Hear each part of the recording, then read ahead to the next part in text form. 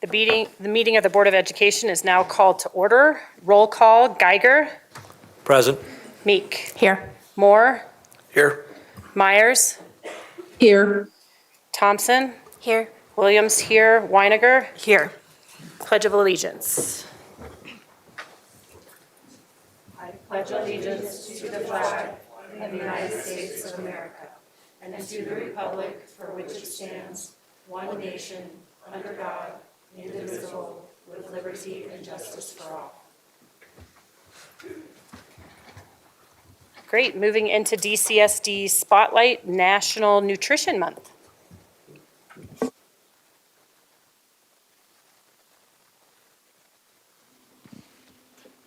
just gonna be proactive.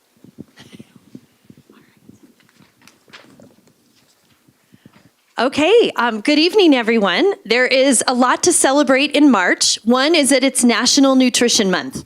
And we wanted to take this opportunity to celebrate DCSD, the Nutrition Services team. I would love to have you ladies join me up front. We have Jennifer Pfeiffer, Director of Nutrition Services, Lucy Perez, Manager of Logistics, Dawn Kidd, Manager of Operations, and of course, Janice Fleischner, our CFO. As I've mentioned at previous board meetings, this team is doing an extraordinary job serving our kids. You took on the challenge of free meals for all kids, and then, I don't know, right before the school year, your superintendent threw in, let's just do free meals for staff too. It'll be fine. You guys did an absolute amazing job making it all work. This year, the Colorado Healthy Meals for All program went into effect, as I mentioned, and the number of students accessing meals has increased significantly. In fact, 4.5 million breakfasts and lunches, I'm going to say that again, 4.5 million breakfasts and lunches have been served to DCSD students so far this year. That is almost double. It was 2.3 million last year, so it's almost double what it was last year. And in addition to that, they are, of course, providing meals for our DCSD staff at no cost. And they have served nearly 240,000 meals to our staff members. And I just hear over and over and over in every school building that I go into how grateful they are for the meals, how grateful they are for all of you. And one of the great things that free lunches for our staff members has done is it's brought our bus drivers and our operations and maintenance staff into our schools to have their lunch. And so they are now feeling so much more part of each school family. And it's made such a difference in bringing our community together.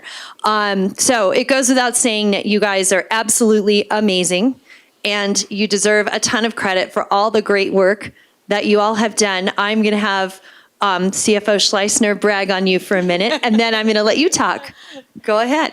Thank you for recognizing this group. They are so amazing. And whether it's COVID and saying pass out boxes on the side of the road in the parking lot, or we're going to feed all students or feed all employees, you guys take every change with such grace and excitement to let everybody enjoy your program. So I just thank you all so much and your teams. You're really amazing.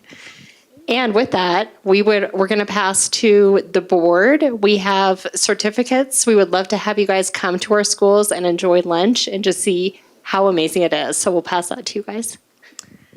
Would you like to talk about your team and the amazing work that you all have done? That would be great. Yeah, I can also brag on my team for a long time, but I'll keep it short. So obviously we are but a small sample of over 400 employees of our department out at the schools, and our teams in the schools work incredibly hard, especially over the last few years of literally flip-flopping regulation every other year. And we could not do what we do without them in the schools, knowing our kids, feeding our kids, and making sure our kids are are bellies full, ready to learn in the classroom. So we're thankful for them. We've also got 40 employees in our office and our warehouse team pulling over so far $10 million worth of food and supplies to deliver out to our schools with our fleet of trucks. So we've got a lot of people behind the scenes working to make this happen. And we are thankful to be able to feed our staff this year in addition and get to show them a glimpse of what we do and what their kids have access to every day. We have made no changes to the menu. We've done nothing. So those beautiful salad bars and things that our staff are seeing, our kids have had access to that for years, and it's exciting for us to get to show that off. And I always say do some myth busting around what school lunch looks like these days. It's very different than when many of us had it before. So thank you for recognizing our teams. But again, we will pass that on to the many, many teams out in the schools. Thank you. Yes, please pass on my personal gratitude to each and every one of your team members. You guys have done an incredible job. And President Williams is here to give you a certificate. Thank you.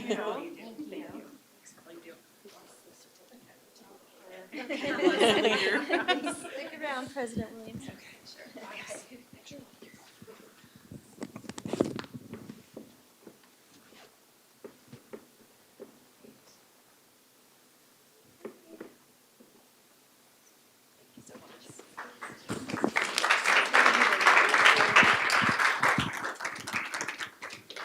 And that concludes our recognitions tonight. Thank you. Great. Moving on to the acceptance of the agenda. Before we do that, though, I have just a friendly amendment that I'd like everyone to consider. We have been short on public comment lately, and so we have been taking our breaks pretty early in the night. And so in order to kind of maybe take our break more in the center of the meeting so that we're not doing the long stretch at the end, I would like to propose going all the way through agenda item 15, but making the 15th item the mill levy override and just swapping legislative priorities down, because I know we have outside people coming for that, so this would allow for that. And so to just add the recess in between 15 and 16 and move the mill levy up. So I move to adopt the agenda with a revision of eliminating the recess or moving the recess to follow the mill levy override, which will precede the legislative updates, if I understood that correctly. Yes. Second. Great. Motion by Meek, second by Geiger. Roll call. Geiger. Aye. Meek. Aye. Moore. Aye. Myers. Aye. Thompson. Aye. Williams, aye. Weiniger. Aye. Great, passes 7-0. On to number 6, superintendent updates.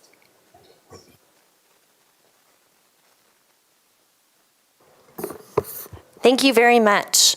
I would like to actually start with a follow-up from last board meeting's public comment. We had some public commenters from Denver come attend our prior meeting, and I just want to provide a few clarifications based on their comments. We celebrated Black History Month in DCSD during February. It was, of course, as you all will remember, discussed at the first board meeting in February, and it was, of course, celebrated in my weekly newsletters throughout the month of February. So, but of course, people who don't have kids in our schools don't necessarily see our weekly newsletters, so I wanted to make sure that that's really clear for the public. I also want to just really quickly address Senate Bill 23-296. Our policies and practices are already very much in line with Senate Bill 23-296. And of course, as is our practice, anytime there is legislation, before the legislation goes into effect, we will bring revised policies regarding that legislation to make sure that we are revising our policies and practices consistent with legislation. We really celebrate how our students bring a rich diversity of life experiences, beliefs, intrinsic characteristics, and civil rights to school. The safety and well-being of all of our students is of paramount importance to us, and we are committed to ensuring that all students have full access to educational services, opportunities, and benefits, and that all students feel welcomed and safe in their school environment. That is a commitment this district has always had, and it is a commitment that we continue to have. So I wanted to make sure to address that up front tonight. So I have a lot of other updates this month. There is a lot to spotlight, so we may not get to all of them.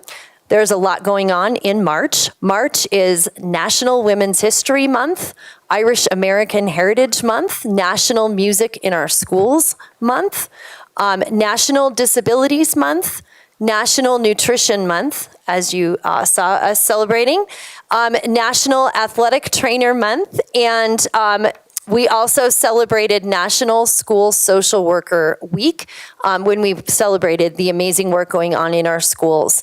And finally, I want to make sure to call out March 21st, which is National World Down Syndrome Day.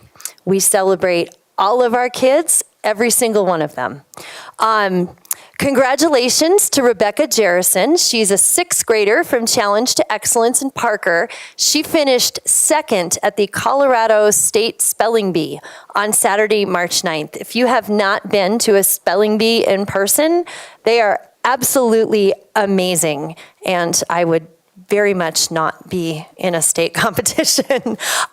More than 270 schools across Colorado were part of the competition, and so one of our very own came in 2nd. It's the time again when we ask our families, students, staff, and community members to provide feedback on our academic calendars for the coming years. This is actually the #1 most responded to survey that our district ever sends out. So that survey is out there. The DCSD Calendar Committee has developed 4 possible academic calendar options for 25-26 and 26-27 school years.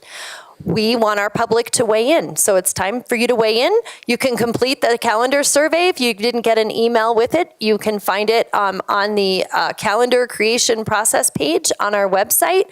The feedback collected from the survey, of course, helps inform the calendar committee as they select final calendars to put in front of the Board of Education for approval and adoption.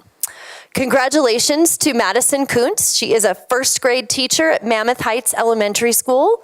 The Denver Nuggets recently named Madison as their MVT, Most Valuable Teacher. Madison's classroom received a visit from the Denver Nuggets public address announcer, Kyle Spiller, and everyone's favorite mascot, Rocky. In addition, Madison received a $1,000 classroom improvement grant. Fun fact, Madison's mom is indeed Pine Grove Elementary's principal, Kelly Kuntz. So lots to be proud of. It's in the family. Congratulations to Renaissance Elementary Magnet School for receiving the state championship title in the 2024 State Archery Competition, Elementary School Division. Thank you to Coach Doug Baker for all of your hard work and all you do for our students. Last week, we hosted an information night on accelerating students through concurrent enrollment, or the ASCENT program that we were talking about at a recent board meeting. We had over 150 attendees that are interested in this program. We are really excited to see the continued increases in interest for this program, which provides the opportunity for students to access tuition-free college courses in the year after high school graduation. It's an amazing program run by the state of Colorado. On March 27th, we will be hosting our next special education family engagement session. Additional information about this session will be available on our district website under the special education page. The session has been rescheduled from tomorrow, March 13th. So it is now March 27th, because perhaps you've heard, but there is a snowstorm coming. On March 28th, DCCAC will be announcing the Shining Star basket winners. The Shining Star is an opportunity for the parents, guardians, and caregivers of students receiving special education services to nominate staff members for their outstanding services and the difference that they have made in the lives of our children. Every Shining Star nominee will receive a certificate for the individual nomination, and the certificate includes the message from the parent, which is really special. I heard from the chair of DCCAC today, and I believe she told me that they received almost 500 nominations, which is fantastic. Next month, DCSD will hold its first job interview day for high school seniors. The event takes place on Friday, April 12th from 10 to 2 at the Legacy campus. High school seniors can sign up via their school counselor. Thanks to our post-secondary readiness department for hosting this amazing and important event.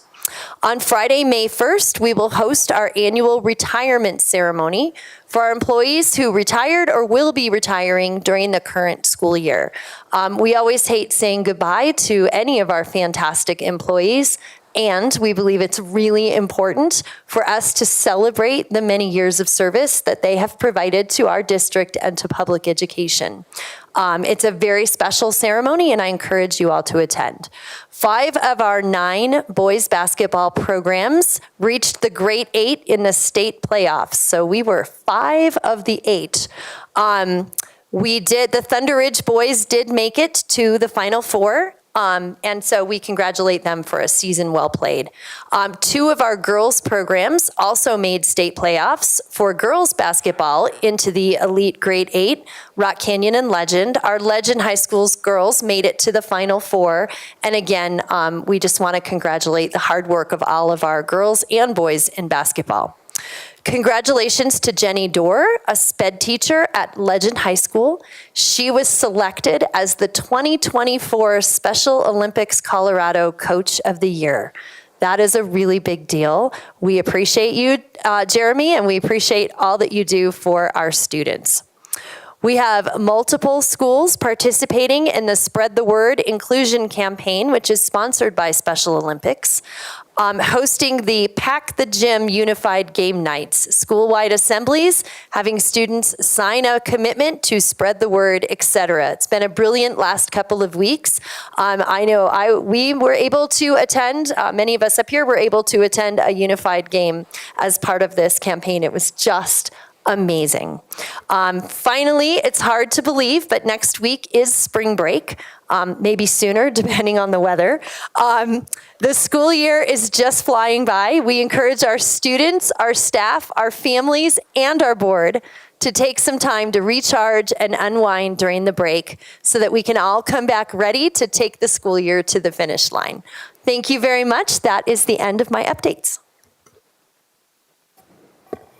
Great. Moving on to item number 7, public comment. Tonight, 3 minutes will be allotted for each speaker. Please remain respectful and address the board rather than the guests or staff in the room. And please also keep comments appropriate for a K-12 audience.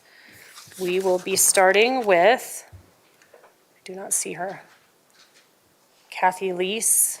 They're on their way. We'll loop back around. So Jen Iverson, we'll start with you, then Martha Carver, and then Matt Cassidy.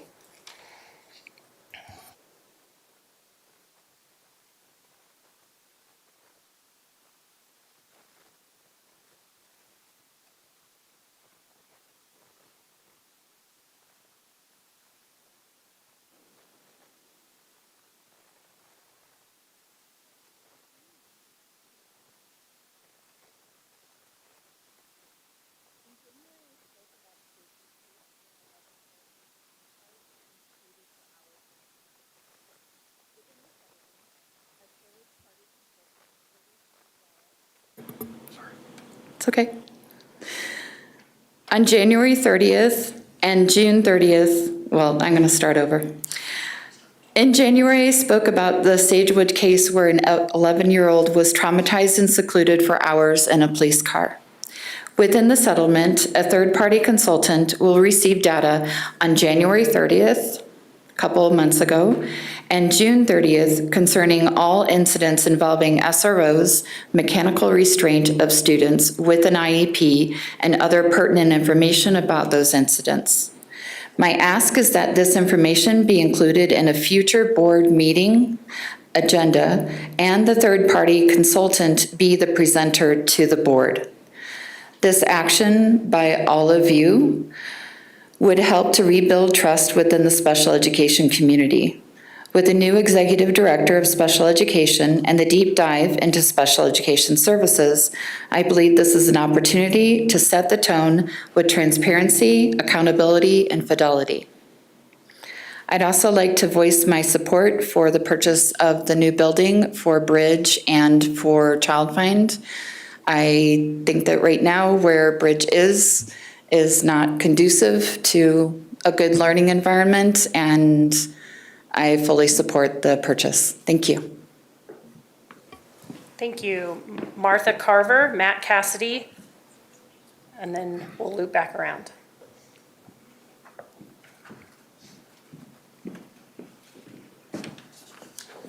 Hi, my name is Martha Carver, and I'm the Douglas County Captain for Grandparents for Kids. I saw that the Douglas County Board of Education is monitoring HB 24-1039.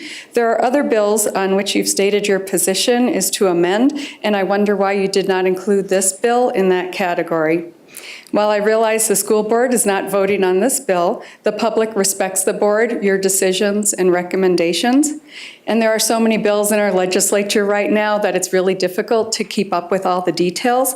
So what I would urge you to change your stance on this bill in order to direct the public accordingly.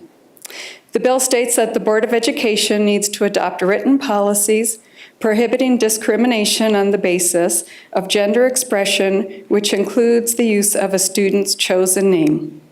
This bill does not clarify if the name is going to be changed in the record or if it just applies when you're speaking to the student. So if it's changed on the record, it's not going to be beneficial to students, because if they have a birth certificate with one name and their transcripts with another name, it could be very confusing, and to prove who they are when they're trying to navigate through life and apply for colleges or for jobs. And there's a reason why adults have to go through the legal process, so that they do have the paperwork to show the name change. But if the name does not need to be changed in the records, then I think there'll be even more confusion to keep track of two names for students. This could be difficult for teachers, and we should do what we can to support teachers. What if a student changes their name more than once, as I have heard happening? And how can a teacher be expected to keep up with who wants to be called by what name if it changes frequently? So this is especially dangerous as the consequences of this bill are high. How can we protect our teachers from discrimination claims? And this bill also goes against parental rights. There's no statement in this bill which requires parental consent for a name change. Douglas County School District has always supported the students, teachers, and parents, so I would like to ask you to please continue to do this by opposing this bill, or at least changing your position to amend. I would also like to add that the Douglas County School Board should oppose HB 24-1363. This bill piles more requirements onto charter schools, and failure to follow these requirements can lead to the revocation of their contracts. So the school board and parents have supported charter schools in Douglas County, so I would request that you oppose this bill as well. And thank you very much for allowing us to have discussion on these topics. Thank you. Matt Cassidy, and then Kathy Leese, followed by Kelly Mayer.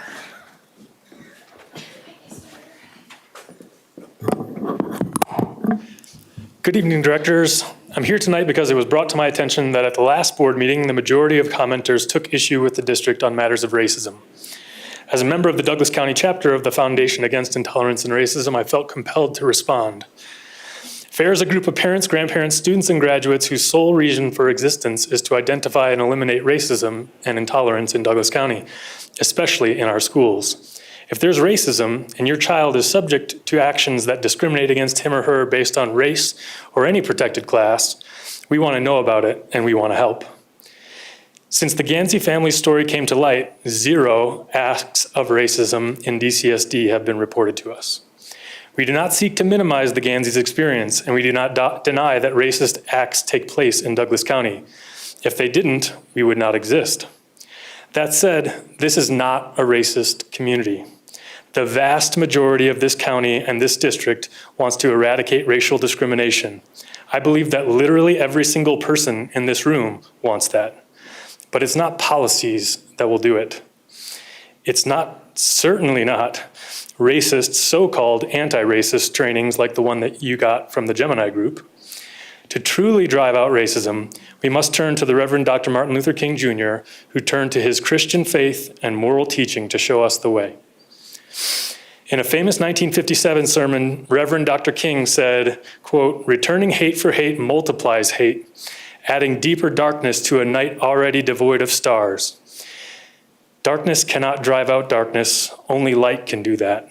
Hate cannot drive out hate, only love can do that." Love. That's why I'm here tonight to applaud Jeremiah Gansey for his reporting the act of racism that he experienced and for his desire to use it to help others.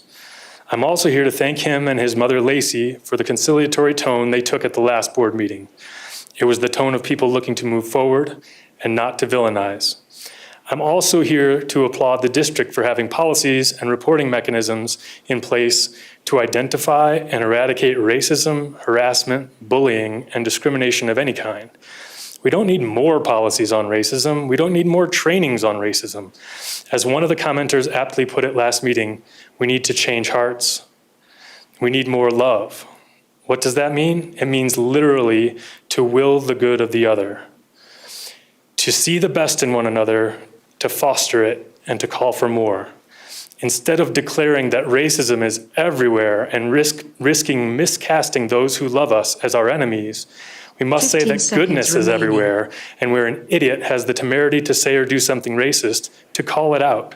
Shine your light on it. Be the light. FAIR will stand with you, the district will stand with you, and the community will stand with you.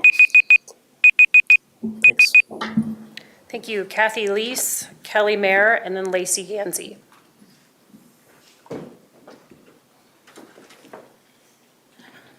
Coming in hot today. Fast. Anyway, sorry. Hi, my name's Kathy Lees. I'm here. Thank you for the opportunity to speak tonight. I'm speaking on behalf of myself. First, I'd like to say how pleased I am to see the district working on creative solutions to support child find and bridge programs in Parker. Based on what I've read about the project, I think this is a good solution for these much needed programs and limited financial resources.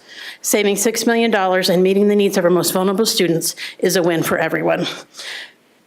Secondly, I continue to be deeply troubled by the district's resistance on implementing real and meaningful change around the harassments of students by students and inaction by staff. Its continued head-in-the-sand approach to these issues continues to put students at risk. Simply stating we have a zero tolerance for bullying only shows a lack of understanding of what's happening in the schools. Harassment is not bullying. It's way different, and you do need an education on it. While there are many approaches the district should be taking, I'm going to bring up once again the hierarchical parent complaint process. This approach can create an environment where parents and students and staff are reluctant to report issues for fear of retaliation or because the process seems overly burdensome. A more effective policy would provide direct confidential avenue to report concerns to an impartial entity within the district, encouraging stakeholders to come forward without fear. Secondly, this hierarchical approach may delay the resolution of systemic issues. When complaints are handled at the lowest possible level, there's a risk that broader systemic problems are viewed as isolated incidents rather than symptoms of a larger issue within the district.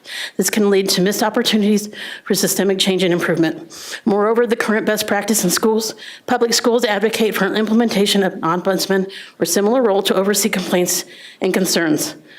Such a position Let's serve as a neutral party, ensuring that complaints are handled fairly and impartially without getting lost in the hierarchical structure. It also provides a more approachable platform for stakeholders to voice their concerns, knowing their issues will be managed confidentially and professionalism. Finally, the policy lacks a clear and standardized process for collecting, analyzing, and reporting data on the nature and frequency of complaints received. Such data is crucial for the district to proactively identify and address systemic issues rather than reacting to them as individual complaints. Implementing a data-driven approach would significantly enhance the district's ability to improve the education environment proactively instead of fighting lawsuits on multiple fronts. Thank you for your time. Thank you. Kelly Mayer and Lacey Gansey, and then we will move online. Good evening, Board Directors and Superintendent Kane. My name is Kelly Mayer, and I am speaking for myself. I am a longtime resident of Douglas County and mom of many. I have several children who benefit from individual education programs.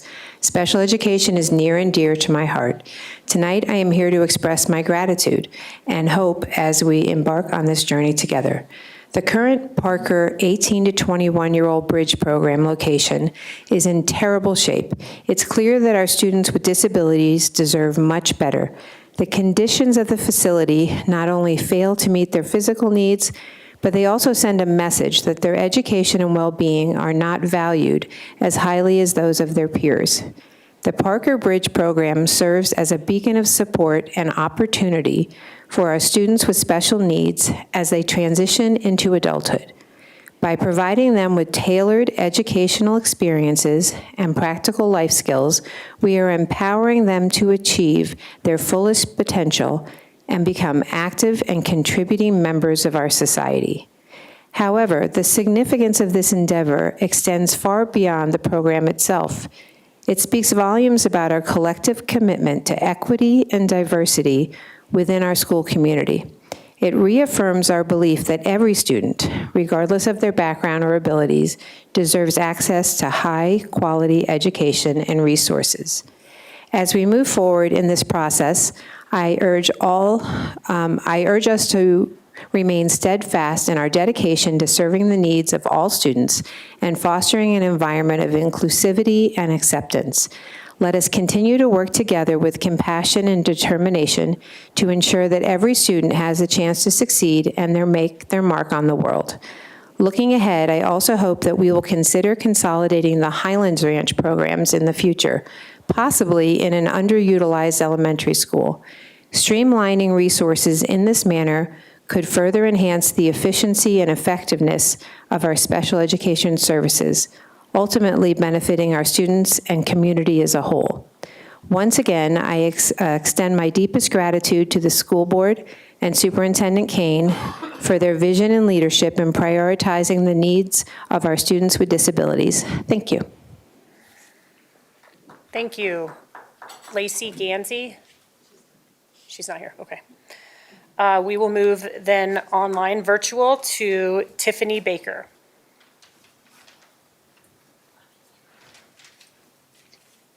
Hello, one moment while I pull up my comment. Can you hear me? Yes, we can. Okay.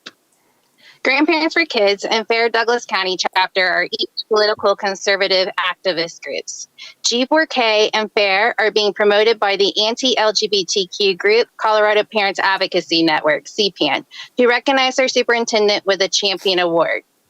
CPAN has been partnering with far-right groups like G4K, Fair, and Gays Against Groomers that promote anti-transgender rhetoric, accusing public school teachers of being transgender cultists, recruiters for the transgender cult, and critical race theorists. They believe the government is trying to take away all rights from parents by using public schools as a tool to indoctrinate, groom students who are pedophiles to take advantage of, and then put in medical clinics to force vaccinations and do surgeries such as gender reassignment. They also advocate against mental health screenings and school counselors.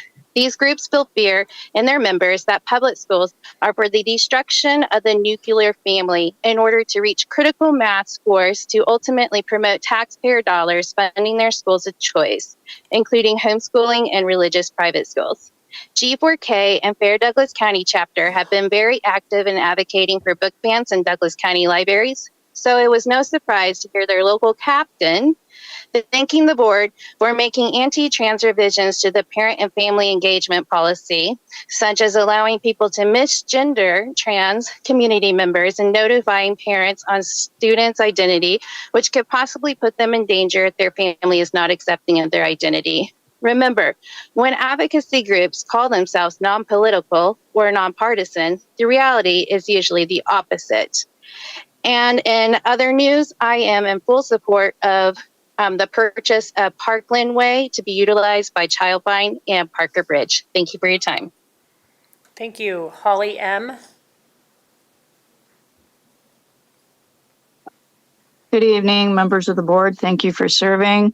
I did not have a chance to speak at the last board meeting, even though I signed up, and I was rendered speechless as the meeting allowed to continue for non-related agenda matters out of order and allowing a politically charged atmosphere to proceed in what is supposed to be a come to the well to conduct school matters and air items and objections that are school related.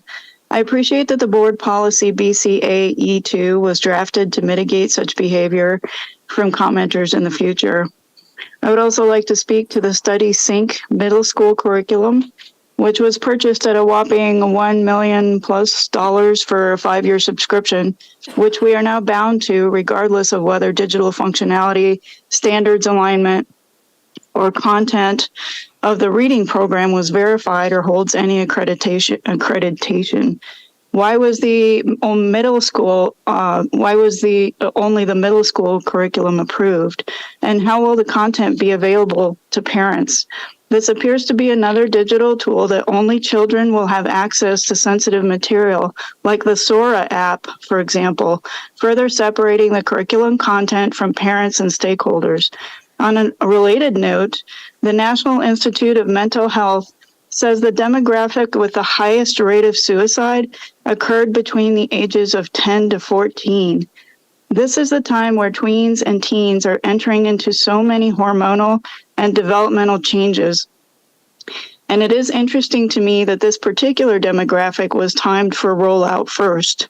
Additionally, there are online forums of teachers themselves unable to digitally sync the product or retrofit their existing structures or student learning programs, and students being unable to figure out how to use it. This digital curriculum also forces students to add to their online time, despite being called out on their own media well-being and balance on the website. You're still forcing them for some time to maintain an online presence. It seems like this is a critical time for this age group to be easily conditioned, weaving social emotional learning and diversity, inclusion, and equity, which not everyone in this district supports. This particular digital tool did not seem necessary and has a dubious return on investment for sight unseen. Thank you for your time. Thank you. That concludes public comment. Moving on to agenda item number 8, adoption of the consent agenda. Just note that the first one would say item numbers 9 through 12. Do I have a motion concerning the consent agenda? So moved. Approval of consent agenda. Second. Motion by Moore, second by Weiniger. Geiger, Aye. Meek, Aye. Moore, Aye. Myers, Aye. Thompson, Aye. Williams, aye. Weiniger. Aye. Passes 7-0. Into the adoption of joint motion agenda approval of minutes. The recommendation is that the board approves both the minutes of the board retreat that took place on February 24th and the regular meeting from February 27th. Do I have a motion to approve all of the meetings listed? Motion to approve the minutes? Second. Motion by Weiniger, second by Meek. Geiger, Aye. Meek, Aye. Moore, Aye. Myers, Aye. Thompson, Aye. Williams, aye. Weiniger. Aye. Great, passes 7-0. And then we will move into item number 14, mill levy override cost to taxpayers.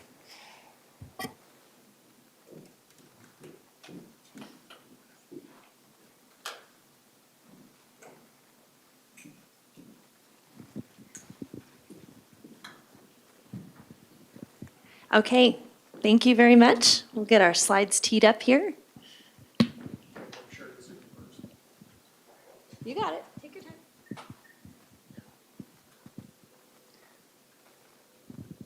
Jana and I can tap around. So this presentation that we are doing is in follow-up to the mill levy override having passed in November. And we just want to talk to you all about what the district said it would cost taxpayers and what it is in fact costing taxpayers, because of course, between the election and now, there were a lot of moving pieces as far as the assessed valuations go that we've certainly never seen before. So I'm here with CFO Schleissner to go through some of this. So I'm going to hand it over to CFO Schleissner when we're in the weeds. But at this level, I just want to represent what we have presented to the Board of Education in the past. So this is what we represented to the Board of Education and to the community. That if both initiatives pass, the net increase to taxpayers would be $20 a year per 100K, which is about $200 for a $1 million home. We broke that down to show how that net tax impact would look. The new MLO standing alone would cost $400 a year. The existing MLO elections, so if you remember, our MLOs are all fixed dollar amounts, which means that each year that goes by, as there are more homeowners sharing in that fixed dollar amount, the amount that we're assessing each homeowner will reduce. And so for our existing MLO, we were in a position to reduce mills to the savings of $16 a year. And then the overall effect of the new and existing MLO would be a $24 increase per 100K, so $240 for a $1 million house. And we netted in the bond as well. The bond would have saved, if the bond passed, it would have saved taxpayers $4 a year on a $100,000 house. And if the bond did not pass, which is what happened, would save taxpayers $11.50 a year per 100K in home value. And then this is a picture of the graphic of the net tax change. Okay, and with that, I'm going to hand it over to CFO Schleissner. Okay, thank you. A lot happened during this year that we haven't seen before. So Proposition HH was on the ballot that we had assumed was not going to pass, and in fact, it did not pass. And so that is where we started with that. We assumed a 35% increase in values. Then a special session was called in January, which was after the November election, so after 5A passed.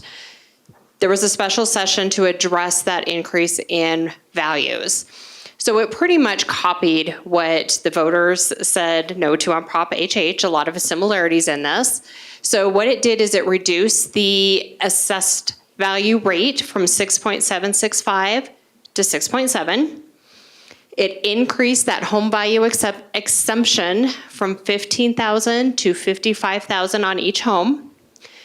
And so that made our increase in assessed value of 24% instead of that 35% that we were using in our estimates.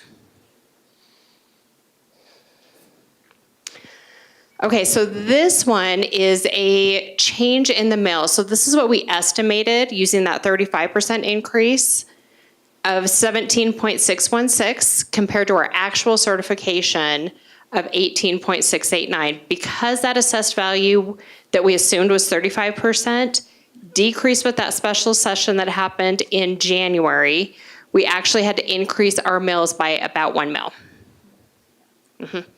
So it increased by about 1 mil. Do you want to add anything there? Yeah, 1 mil more than we had anticipated. Yeah, thank you. This one compares the 2023 certified mills to the 2024 certified mills. And this was an increase of 2.939 mils, which equates to a cost of $194.28 more per home, which is very similar to that 200 that we were talking about earlier. So this is where the math, we times it by that assessment rate of 6.7 instead of the 6.765. And so we have the taxable value of $63,000. And then it's simple math. So we take $1 million home in 2022 and do the mill divided by 1,000 times that 63,000 gives us that amount that you have in the 2022 column compared to the same $1 million home in 2023. And you can see that increase of 194 compared to the 200 that we were talking about in our materials. So when we had a commenter in here that was talking about the 400, that was just looking at that 2023 MLO and not considering the other decreases that we have. So in terms of easy talking points, we recommend just in terms of really easy talking points, we recommend looking at the net change in mills. So our 2023 certified mills versus our 2024 certified mills. It was an increase of 2.939 mills, which equates to $200 approximately for $1 million home. So hopefully that helps explain how the district was doing our calculations in the beginning, as well as what they turned out to be. We are happy to address any questions that you might have. Yeah, it was really fast because this is, the little box to carry around right here.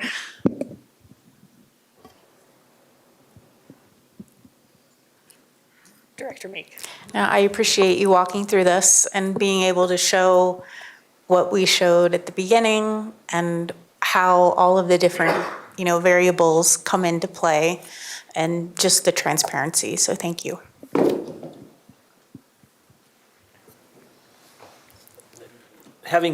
Now that I'm 4 months into a 48-month term, I generally have begun to figure out how little I know. And the budgets and the mills is one of the most complicated things we have. And I understand taxpayers wanting transparency, but if you start picking out and cherry picking certain numbers, you're going to get wrong numbers. I appreciate, all this has been presented before, perhaps not in this clear a method. But if somebody is in good faith trying to ask, I think it is incumbent upon us to respond, and I appreciate that you've done so in a clear method today. That commenter flat out accused everybody on this dais of lying, as well as a couple other things in his handout. And it's complicated, and I don't know that he was doing it in bad faith, not at all accusing him of that. But I appreciate clarity about this, and I hope that we will continue with this kind of clarity as we discuss a potential bond. Director Meek. Yeah, I just want to be clear. Our public has every right to come in and ask questions, and I encourage people to ask questions and meet with us. And so thank you for taking the time tonight to kind of walk through the information, and I would highly encourage anyone that still would like to sit down and walk through it to meet with us. We definitely would want to do that. I love this slide too because I can actually put it in my pocket and carry it around so that it's just easy to be able to reference. Yeah, the bottom line is the mills went up 2.939 mills. Director Moore. Yeah, it's a complicated topic, and the average homeowner trying to assess this, there's all kinds of data that may conflict with the real numbers. And so I think this is fabulous for just the average person who's listening tonight or watching to be able to see how simple it boils down to what it really did cost them. So any misinformation that's floating around on social media and other places, at least they get some clarity straight from us, and I think that's important. So thank you, staff, for doing that. Anyone else? All right, thank you. Of course, and I'd like to echo Director Meek's remarks. We definitely welcome anyone from our public reaching out to ask questions. I have reached out and requested a meeting with the public commenter from last time to see if I can be helpful, and I certainly believe that what he presented, as Director Geiger said, was 100% done in good faith. So we just wanted to make sure we were being clear about how we did calculate things and what we were presenting. So thank you very much for the opportunity. Thank you. And if I would have known we would have been this early, I would have moved it even further down. But it is what it is. So we're going to move to a 15-minute 5-minute recess to return at 6:03.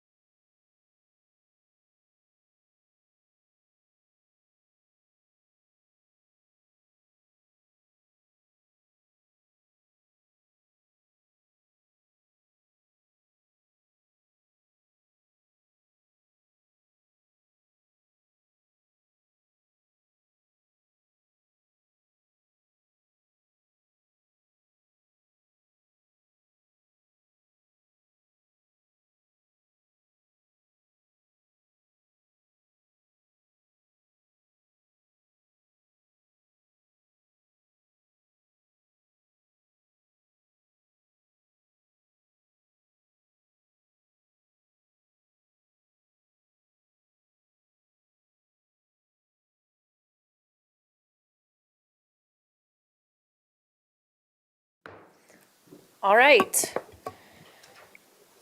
We have been informed that the individuals that will be presenting for legislative updates are not here yet. So with consent from the rest of the board, we will move on to item number 17, Superintendent Monitoring Report, and then come back when those people arrive. Is everyone good with that? Yes? Good? Okay, great.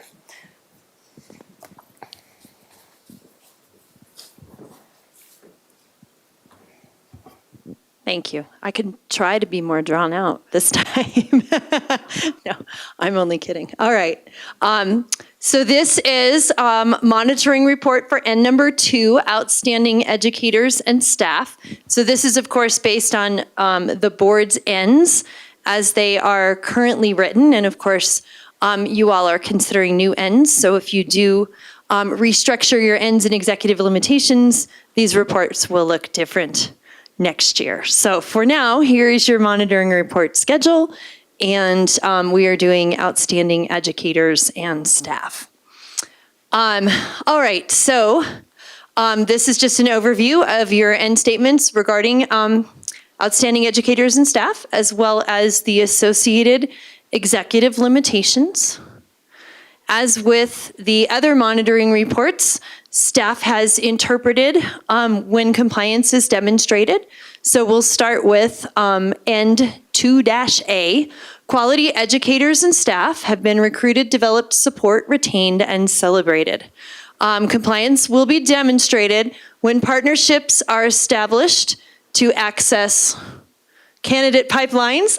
Local and national trend data is utilized to inform recruitment efforts, and onboarding programs result in new employee retention.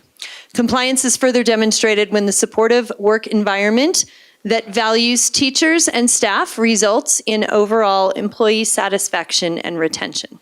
And then finally, when the school district's professional development, induction, mentoring, and alternative licensure programs result in the retention of employees. So we're really trying to get to how we can measure that, not just that we have these programs, but that these programs have an impact. All right, and then the evidence is listed. The detailed evidence, of course, is in your in the monitoring report itself. But I want to start with alternative licensure. So as you know, this was our first year offering a free alternative licensure program to our employees with bachelor's degrees who want to become teachers. And we have 38 alternative licensure teachers in our cohort. And our professional learning specialists and district coaches and school mentors are helping. The alternative licensure of those 38, 31 alternative licensure teachers will have completed year 1 and will return to a DCSD teaching position. So we feel like that is very good retention. And I'm sorry, it was out of 33. I don't have my glasses on, so sorry about that. Recruitment, we recruit year round. In and out of state. Our HR department does an amazing job on really targeting their recruiting. The staff explore recruitment trends from out-of-state hires as part of continuing to build and strengthen our candidate pipelines.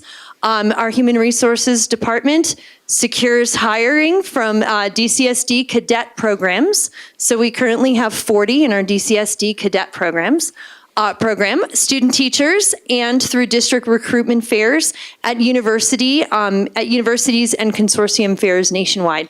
And then finally, on the appreciation end, we provide opportunities for staff to be celebrated and do a lot of work in providing a positive work environment. Some of those things were actually discussed earlier tonight.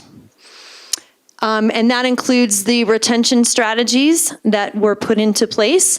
And you can see our actual retention here. So we've got the retention data right there. All right. Policy 2B, a positive growth-oriented performance assessment system has been identified, adapted, and implemented. Compliance will be demonstrated when the district implements an evaluation system that is based on best practices and meets or exceeds the state's expectation. So our educator evaluation assurances provide evidence the DCSD educator evaluation system has met or exceeded CDE and educator evaluation systems according to the Colorado Department of Education. Locally written or unique evaluation systems, which we have, must meet or exceed the requirements for evaluation systems set forth within the rules, and ours does that. Our non-licensed evaluation system, we revised the non-licensed evaluation system recently in Workdays in order to streamline the evaluation process so that evaluations are more efficient and make more sense for staff to complete. Updating our rubrics to incorporate the district's climate and culture norms so that we are kind of aligning around our norms and our priorities.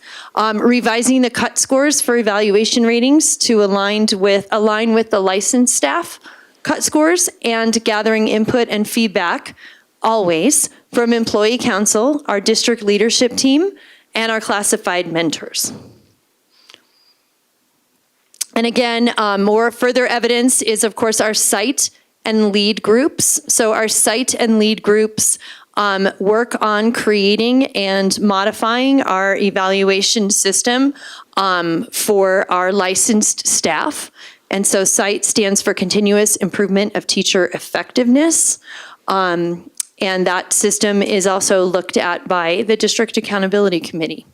Our Advisory Personnel Performance Evaluation Council, that is our DAC, that council has provided feedback on the rubrics that SITE modifies on a regular basis. Okay, sub-end C. Research-based professional development opportunities are consistently provided, reflect best practices, allow for innovation, and promote lifelong learning. Compliance will be demonstrated when the professional development offerings reflect best practices and allow for innovation and promote lifelong learning. So we get our evidence for this from the Teaching and Learning Conditions Colorado survey. Please note that this is the 2022 TLCC survey data that is included. The 2023 TLCC survey is in the process of wrapping up right now, and so we don't quite have the data for that yet. Aligned professional development, so we provide a variety of professional development opportunities that are aligned with our focus areas. So that's literacy, data-driven professional learning communities, essential skills, and pathways. These opportunities include embedded staff development, host classrooms, peer observations, lesson studies, vendor-provided PD, office hours, and lead PD sessions. The professional development I believe that our scores and the increase that we have seen in our scores are a direct reflection of being aligned around these focus areas in the professional development that we have been able to provide our staff. Calendar. We have an academic calendar that includes additional time during the school year and the summer for staff to participate in professional development. School level coaching and support. Professional learning services are provided learning opportunities throughout the year to support their role as an instructional coach at their respective schools. On the subject of professional development, while it is not in the monitoring report per se, an area that we are looking at is certainly planning time and how planning time and PLC time of our staff looks across our high schools, our middle schools, and our elementary schools. So we're constantly evaluating the opportunities that we are able to provide our staff. All right, policy ND. Communication between and among students, parents, community, and educators and staff is frequent and collaborative and helpful. Compliance will be demonstrated when we have systems in place to provide timely, transparent communications and established two-way feedback mechanisms. And there is a lot of evidence in this regard regarding the transparency and frequency and modes of our communication with our staff, as well as the opportunities that we provide for our staff to give feedback. I just met with my Teacher Connect group last week, I think it was last week, and we had a fantastic meeting going through and discussing. We looked at a lot of board items and items that the cabinet are working on to have that two-way conversation and get that feedback. So that is just one example of the many different ways that our staff can get involved and provide feedback. And of course, I always invite staff members to communicate directly with me. I always respond. I may take a minute, but I always respond. Okay, and then policy end E, educators and staff are valued and given multiple opportunities for their voices to be heard. So this is perhaps a little redundant with the previous end, and so the evidence is the same. Okay, then we have the executive limitations. If you'll recall, there are 3. The first one is staff treatment. With respect to treatment of staff, the superintendent will promote practices so that working conditions, procedures, or actions supported or taken by the district administration are lawful, ethical, safe, dignified, and in compliance with board policy. So we believe compliance will be demonstrated when the superintendent clearly communicates employee expectations and rights, which we do through our employee handbook, have procedures in place for staff grievances, and promote a positive atmosphere that allows for mistakes and growth. And so our evidence is, of course, in the TLCC data from 2022. We are excited to see our 2023 TLC data. Our employee guide helps our employees understand expectations and rights, among other things. And our climate and culture norms are embedded in our professional development throughout our district, in our schools, and commonly followed across the system and by our staff. And then finally, of course, we have our sexual harassment grievance process. And then with regard to staff compensation, with respect to compensation and benefits for employees, the superintendent will promote a compensation and benefits plan that furthers the fiscal integrity of the district. Compliance will be demonstrated when the superintendent maximizes resources to compensate our staff. And this is something I'm very passionate about. We want to take care of the people who take care of our kids, and our kids will be very successful if we are able to do that. And so you can see our various salary schedules and ranges are posted up there. The benefits program, as you know, we recommended putting all $16 million in new resources towards our staff compensation so that we can continue to maintain the momentum that we have in being more competitive with our staff and valuing our staff that way. We will also be continuing many of our retention strategies, including free lunch, et cetera. Staff evaluation. With respect to evaluation of employees, the superintendent shall further the development and implementation of an evaluation system that links employee performance with the district's mission statement and belief system, complies with state law, and measures employee performance consistent with achieving the board's ends. Compliance will be demonstrated when the superintendent implements an evaluation system that is aligned to best practices and meets or exceeds state expectations. So that is perhaps redundant of one of the ends from earlier, so the evidence for this one is very similar. So in a lot of places you'll see the evidence more than once, since, as you all have discussed, there is some redundancy within the ends and the executive limitations. So that was a mouthful and a lot of reading to you, and I apologize for that, but I'm happy to take any questions that you might have with the assistance of Mr. Reynolds and perhaps Ms. Thompson in the back. Director Moore. Superintendent Kane, I really appreciate these updates that you give, because as a new board member trying to get up to speed, it's fascinating to see how much work has truly gone into keeping on track of these things and the goals, and I love that. The one thing I just want to ask you that I didn't quite understand is how often is the teacher evaluation system changed, or is it just small tweaks year after year, or is it something, are there dramatic changes as time goes on to that thing? I think the answer is sort of both as a yes, but I'm going to let Chief Learning Services Officer Matt Reynolds answer that question. Good evening. Thank you very much for the question. It really depends on the legislative year. This year, we've had more significant changes because of a recently passed bill from the state. Largely, teacher evaluation is dictated by state law. So anytime you have a revision to state law, you see massive changes, which we're seeing right now. In addition to that, in between cycles, we do look at our evaluation system and look at our data internally. We have a site and lead focus group that reflects on it.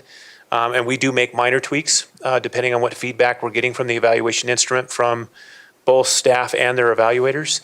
So it really depends on the year. Director Meek? Sure. Thank you so much for the monitoring report presentation. Just a few questions with the TLCC data that we're waiting on. I think it says it will become available in April. Is that correct? Yeah. So we are hoping that it comes out in April, but they did delay the collection. The state made the decision to expand the window for an additional 3 weeks, which could impact our ability to get that data. Okay. So the Teaching and Learning Condition Colorado Survey, TLCC, lets us track against other districts as well because it's offered across the state. And I know we have talked about launching our own internal staff survey. And so I'm kind of curious where the status of that survey launch is, because I think that data is data we'll have for these reports moving forward. And the TLCC, I believe, is done every other year. Is that correct? That is correct. TLCC is done every other year, although you can opt in to doing it every year. Did I get that correct, Mr. Reynolds? Yeah. And so you can opt into doing it every year, which we have been doing. We are working on our own survey instrument. We are also weighing making sure that we're asking what we need to ask with the ability to compare to other districts, the state, et cetera. So those are all conversations that are ongoing. It is our goal to have some kind of staff survey instrument of our own in our staff's hands by the end of the school year. Can I keep? And that will give us baseline data to then measure from. Yeah, I mean, and there's value to doing our own, right? And then there's value to being part of a state system as well. And what would be great to see in the monitoring report would be comparable year to year or annually, maybe like a 2 to 3 year period, trend data within the district, but then also being able to compare against some of our other districts that we know we compete for staff. And so I think TLCC, unless you have questions that purely match, right, you kind of need to rely on TLCC. So I just was curious where you were with your thinking on the surveys, because I do think it will require survey data to get at some of what we're hoping for. Do our staff feel valued? Do they feel supported? And those are just survey questions that if we ask annually, we can kind of see where we are. Track over time. Thank you.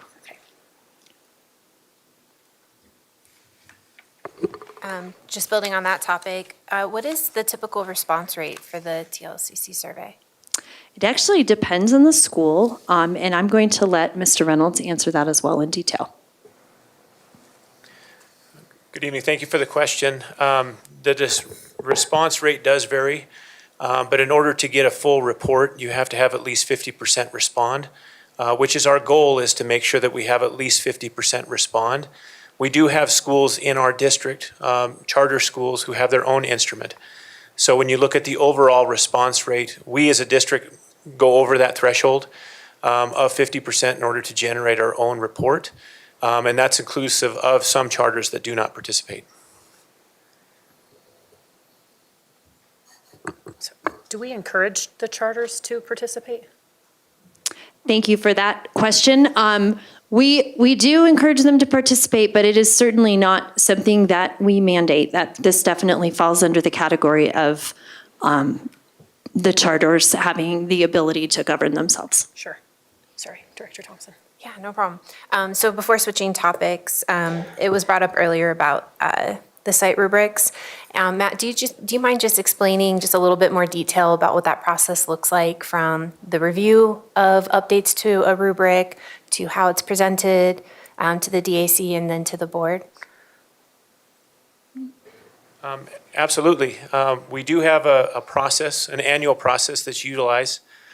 We have the site and lead focus groups that do convene each year.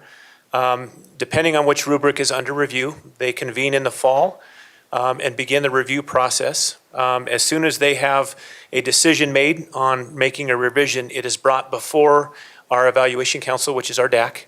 The DAC has the opportunity to be able to weigh in very early in that process. Once the revision process kicks off, we bring it back to the DAC for their review and input before we bring it back to them for a recommendation that goes before the board. Then it goes before the board for approval prior to being implemented. Thank you. I know it's an intensive process, so I figured it was worth noting. And then I'm going to just switch to the topic. So for professional development, I just had a few questions for clarity. Who receives professional development? Like, which staff receive it? Do they have, how are the offerings determined? Is it at the school level, district-wide? Did the teachers have input on professional development opportunities? And then how are we collaborating with the Douglas County Federation with professional development? So I know it's loaded, but it's all one topic together. Okay, I'm happy to address the last part, but Mr. Reynolds, you have more details than I do. Would you mind addressing the rest?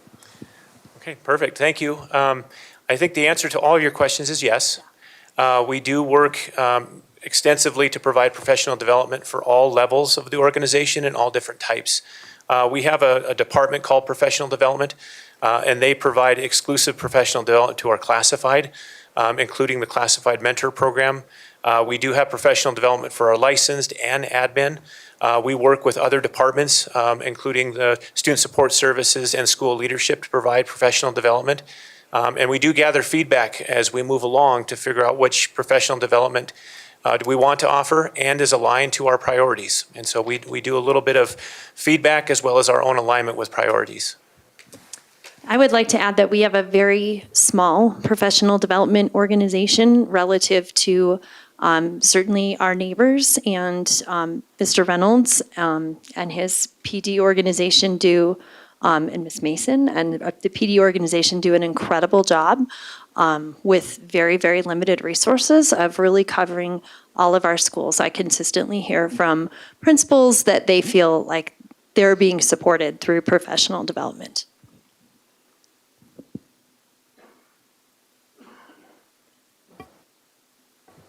Director Geiger. First of all, thank you for this. We are here to educate kids. Without good teachers, we don't educate kids. Just the reality. And when I look at tables, I always kind of look at outliers. And on the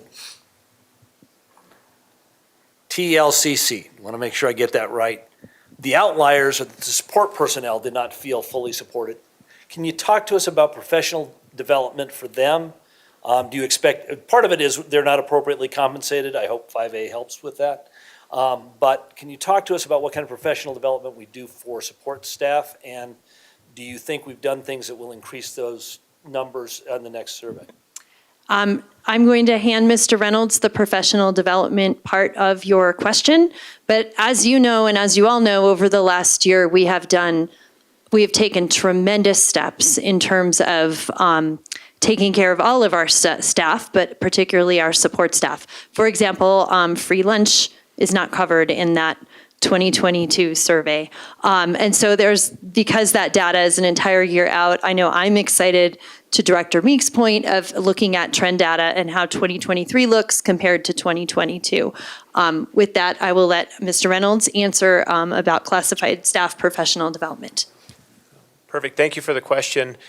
We do provide professional development for our classified staff. Some of that professional development is actually required for their job. They have certifications for some positions that they have to get, and we support that. We work directly with department heads to be able to provide that professional development. There are some job roles that require professional development, and we work directly with those managers to provide that professional development. We also provide professional development on off hours. So in addition to what's happening during the day, we provide professional development after hours. I think the biggest thing regarding any professional development with classified staff is what you exactly said. It's compensation is a big component of that. So we are helpful, and we're hopeful looking at the new version of the TLCC that we'll see an impact of the MLO where people feel more valued. And one last clarifying point, when classified staff are offered professional development in off hours, they of course are compensated for their time attending that professional development. May I have one more? Again, on encouraging, what does the administration, or how do we does the administration rely on in our neighborhood schools getting teachers to take this? Is that a principal decision? Is that something that comes down from professional development? Do we do emails and outreach and that kind of stuff? Yes, yes, and yes. So we absolutely encourage our neighborhood schools and to make sure that they are participating in the survey. The executive directors of schools work with any of our schools that are, we can see as time goes on what percentage of staff in individual schools have completed the survey. And so our executive directors of schools are able to follow up with leadership and with the staff to encourage them to take it. In many cases, there's time provided. So we do take a lot of steps to encourage participation. That being said, at the end of the day, participation is voluntary, but we work really hard to make sure that our schools, our neighborhood schools, all get over that 50% mark. And is the data that we get from TLCC broken down by school? Yes, it is. And Matt's department helps the schools, the school leaders, along with Ms. Thompson's department, help the school leaders in the analysis of the TLCC data so that they're able to look and be able to use that to inform decision-making at the school level. Director Meek. So I am appreciating how all of these reports are evolving every time we see them. One idea around, I interpret developed as employees, 100% of employees take required mandatory trainings, right? That kind of data, I think, could be really helpful. And I mean, just going back to the Senate Bill 296 conversation that we had earlier, where we do have trainings, and the bill will require trainings, mandatory employee training, beginning in 2024-25. So fast forward a year, being able to have a report that actually says 100% of our employees required to take the mandatory training have taken the training. And I think there's all kinds of required trainings, right, for different groups of employees. So I think being able to get to that level of data would be really helpful as well. Thank you for that suggestion. We appreciate that. And yes, we do have mandatory training, much of which includes the requirements that you mentioned. And it is indeed mandatory. So we do track those percentages, and I appreciate the suggestion. Director Thompson. There we go. I think it was slide 17, you talked about workspace enhancements for transportation and operations. Do you mind just clarifying what those look like? Absolutely. So one of the things that we invested in with vacancy savings last year to invest in climate and culture is we invested in the workspaces and the break spaces for a lot of our classified staff. So for example, if you go now to any of our transportation hubs, their break room area is extremely nice, has games, because our drivers spend time and often, need somewhere to be between the morning routes and the afternoon routes. There are massage chairs, games, food, just all kinds of things that we're able to put in place to help make sure that they feel valued and appreciated in their workspace instead of, you know, like a folding chair and a folding table, and good luck. So we did invest a lot of money in our break areas for our classified staff across the central part of our district, operations and maintenance, et cetera. And Mr. Cosgrove sent lots of pictures of the transportation staff enjoying the massage chairs and, you know, playing a game of checkers or whatever, and just being able to feel like they have a space where they can hang out and be comfortable. Thank you for that. And then just kind of a general question across, you know, the entire presentation. We're always working for improvements. What are your main focus areas for improvements going into next year?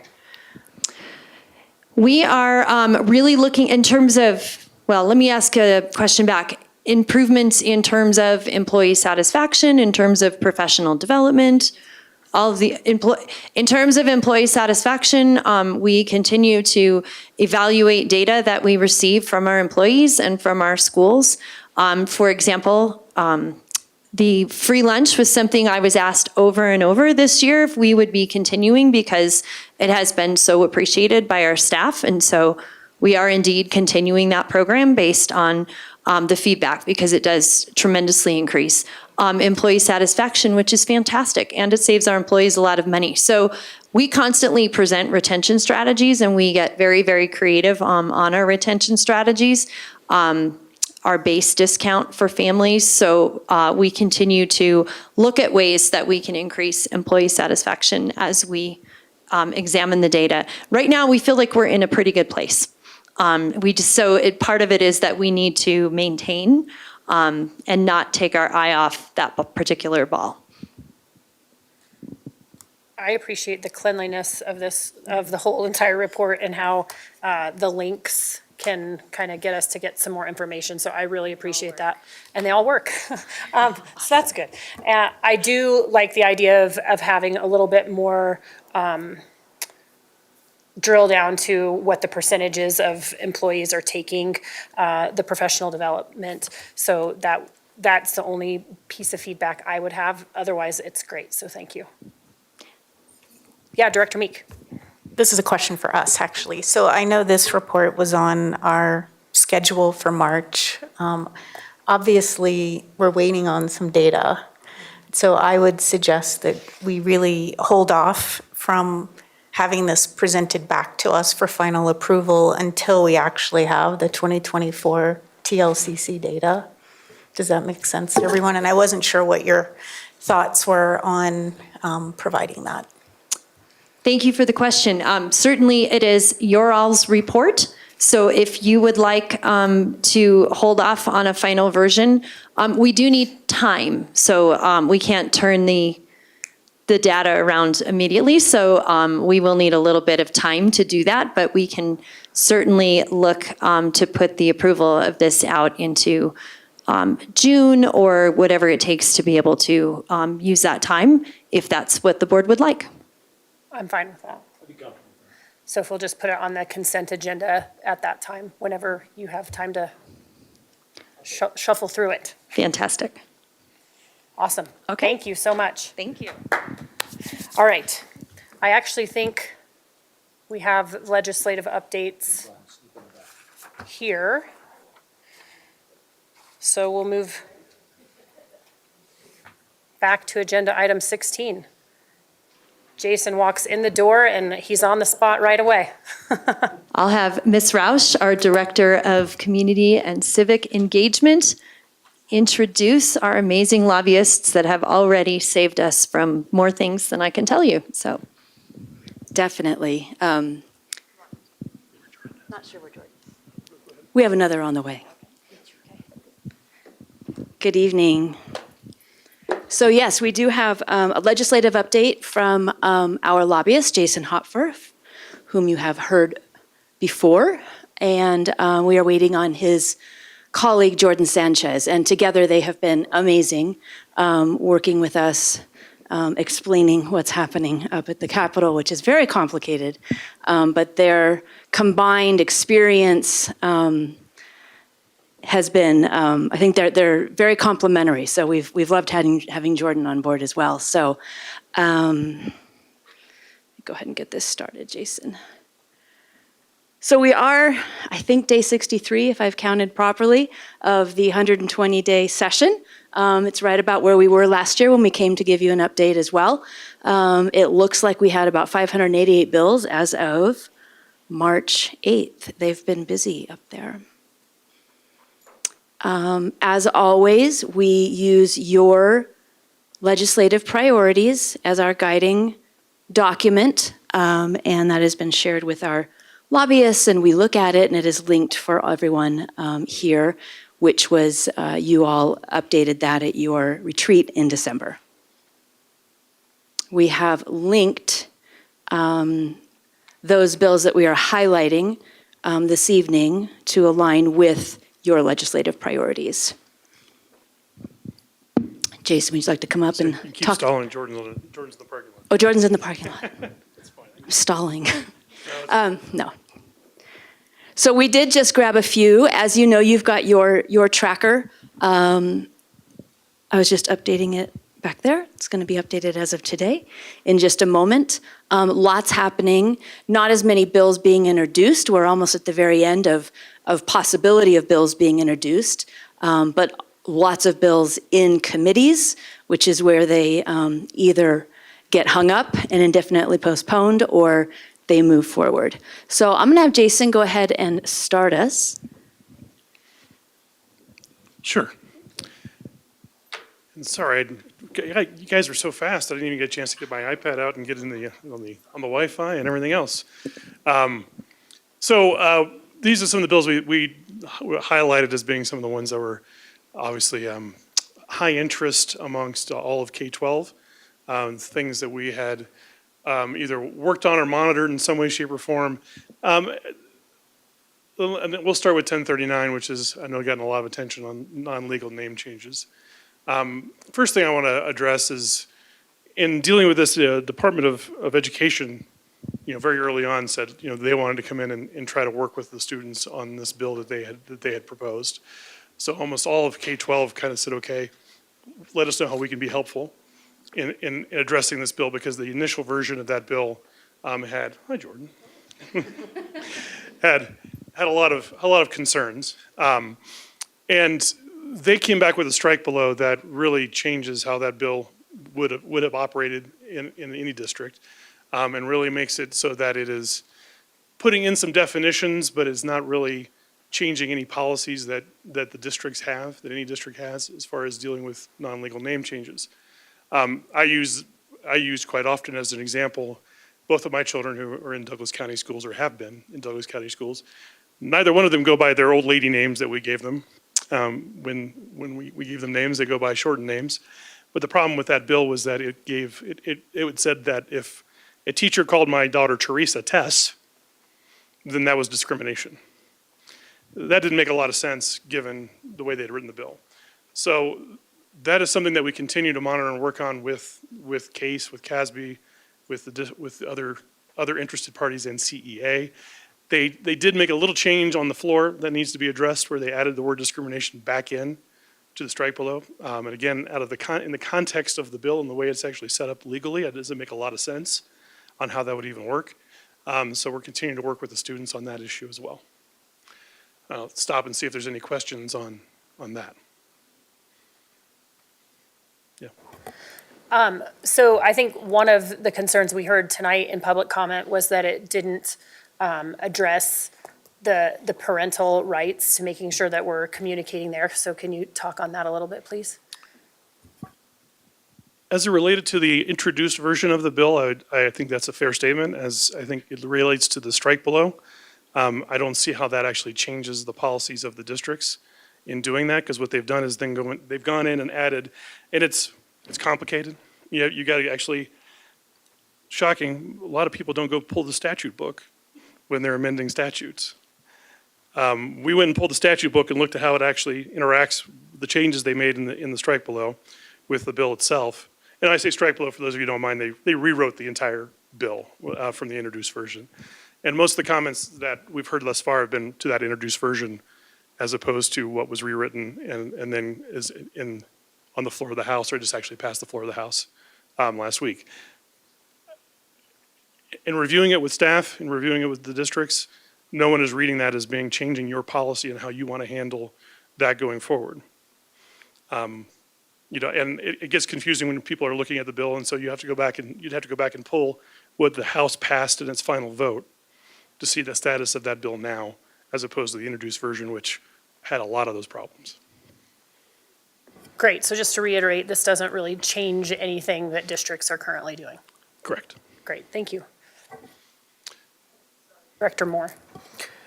For clarification, am I to understand this is a student-proposed bill, or they are at least partially involved in how it was originally drafted, and they're also involved in the amendments or changes that move forward? Correct. Thank you. Okay, House Bill 1167, prohibiting student seclusion. We've spent a lot of time on this bill, and working with the disability law folks who have brought this bill with Representative English. I think we need to acknowledge the work of staff here in working and helping us get some legal language together, working with the advocates to try to find a path. We're not quite there yet.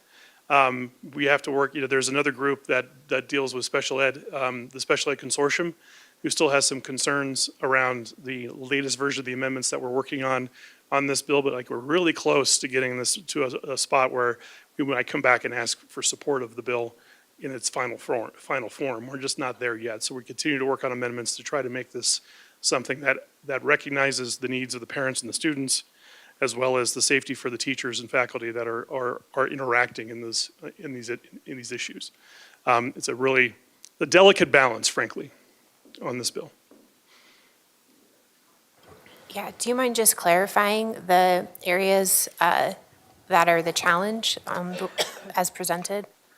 Sure, I think there's two primary fact patterns that I'd point you to. One being a student who's on an IEP that that everyone knows may have some issues, that where getting them into a room where they can be by themselves is actually beneficial, and working with the parents to make sure that is something that they approve of, that they consent to, that they have involvement with medical professionals on. So that there's that issue. What it really comes down to is the way they've defined seclusion in the bill. If you have a student who ends up in a room, whether that door is open or unlocked or locked, but you tell them they can't leave, then that's seclusion. There are certain circumstances where a student might be needing to be left alone, but not locked in a room, and there's no one who's advocating for locking a room, right? But a parent might say, okay, I know my kid actually needs that calm down time. So if the parent agrees, we'll let them do that. The way the original bill was written didn't allow for any of those things.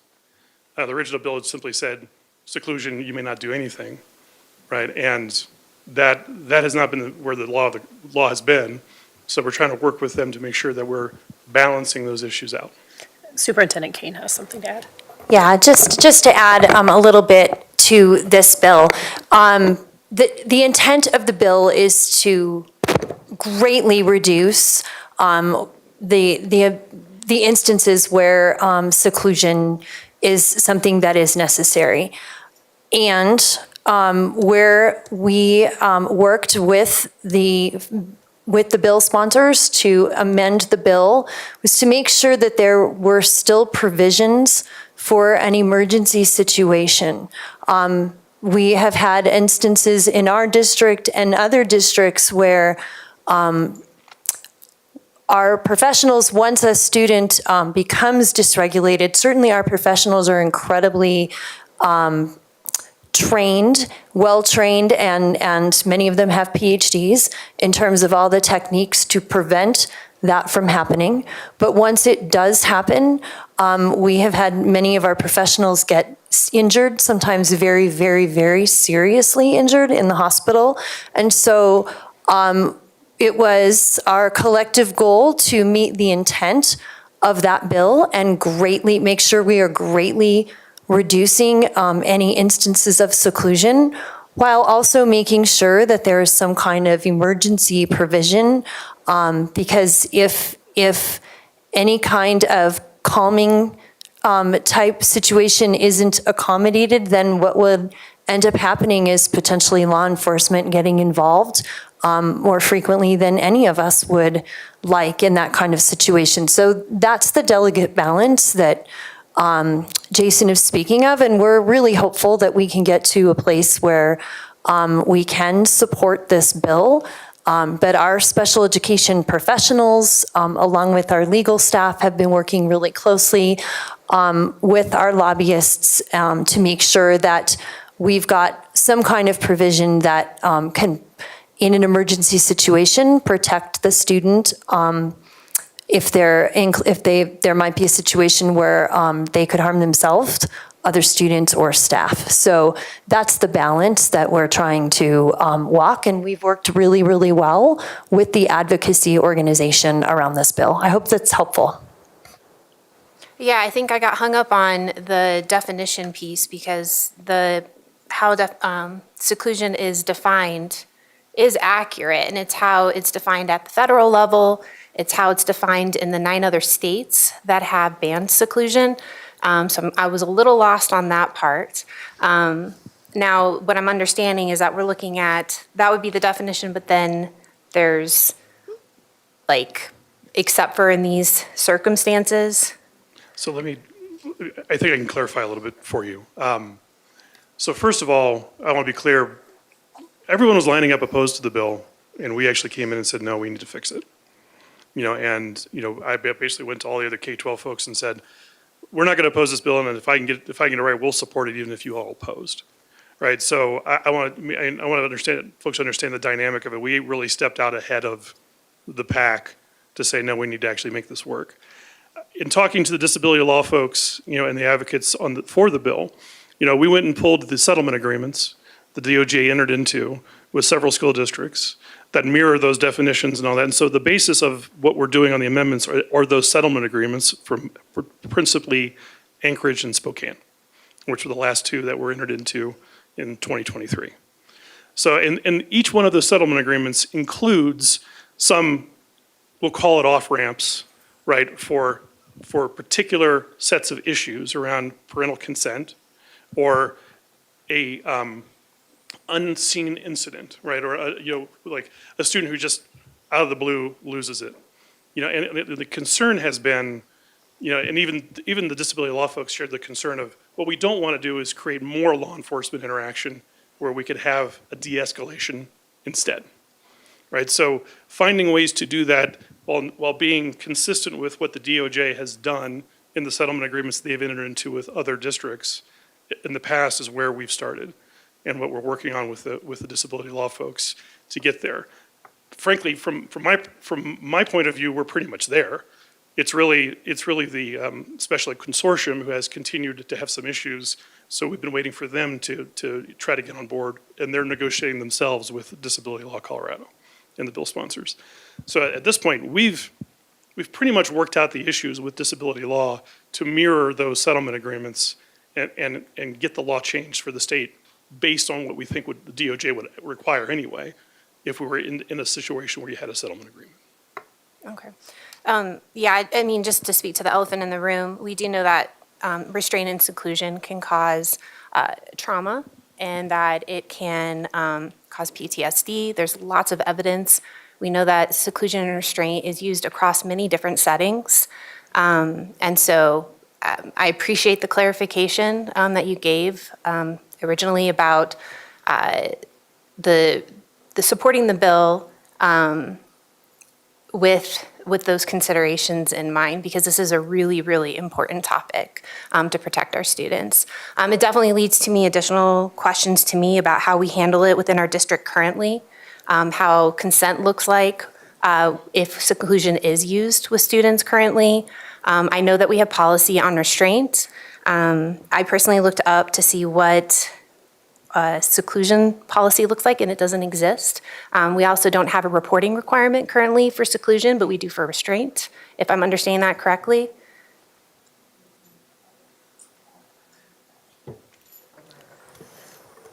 We would be happy to answer all of those questions in detail if staff has some time to prepare. Yeah, Thank you. absolutely. It just, we know what's happening here, but then also, regardless of what happens with this bill as a district that we're going back through and we're looking at this topic because it is such an important topic. And I think I just want to add,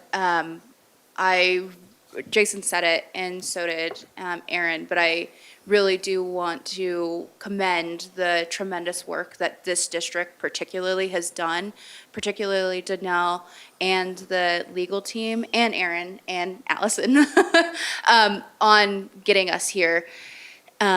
This really is a really big issue, and to be a district out in front saying, yeah, we agree, seclusion should not be done on a daily basis or in almost any case, with very few exceptions, is something that this district took a very strong stand on early on, and it was something to really commend. And just want to, I know it's been said, but I think it's worth exclaiming again.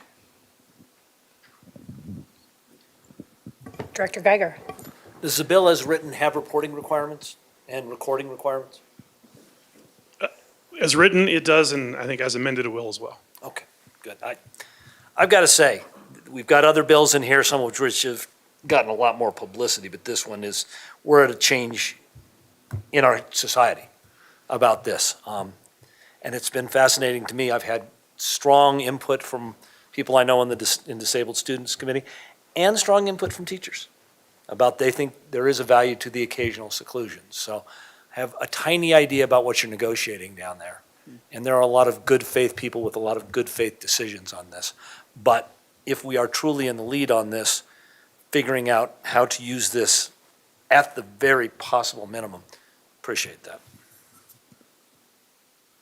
Okay. My favorite bill, school attire, school graduation attire. So initially it was introduced House Bill 1070. It was amending a bill from last year that dealt with Native American regalia.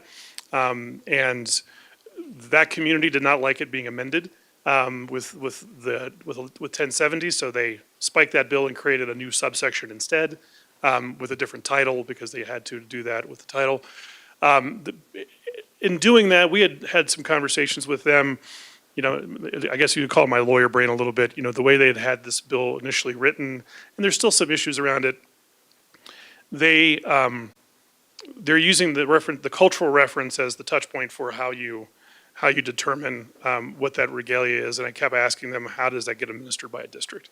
And arguably the way they initially have it written, Hopfer is a German name.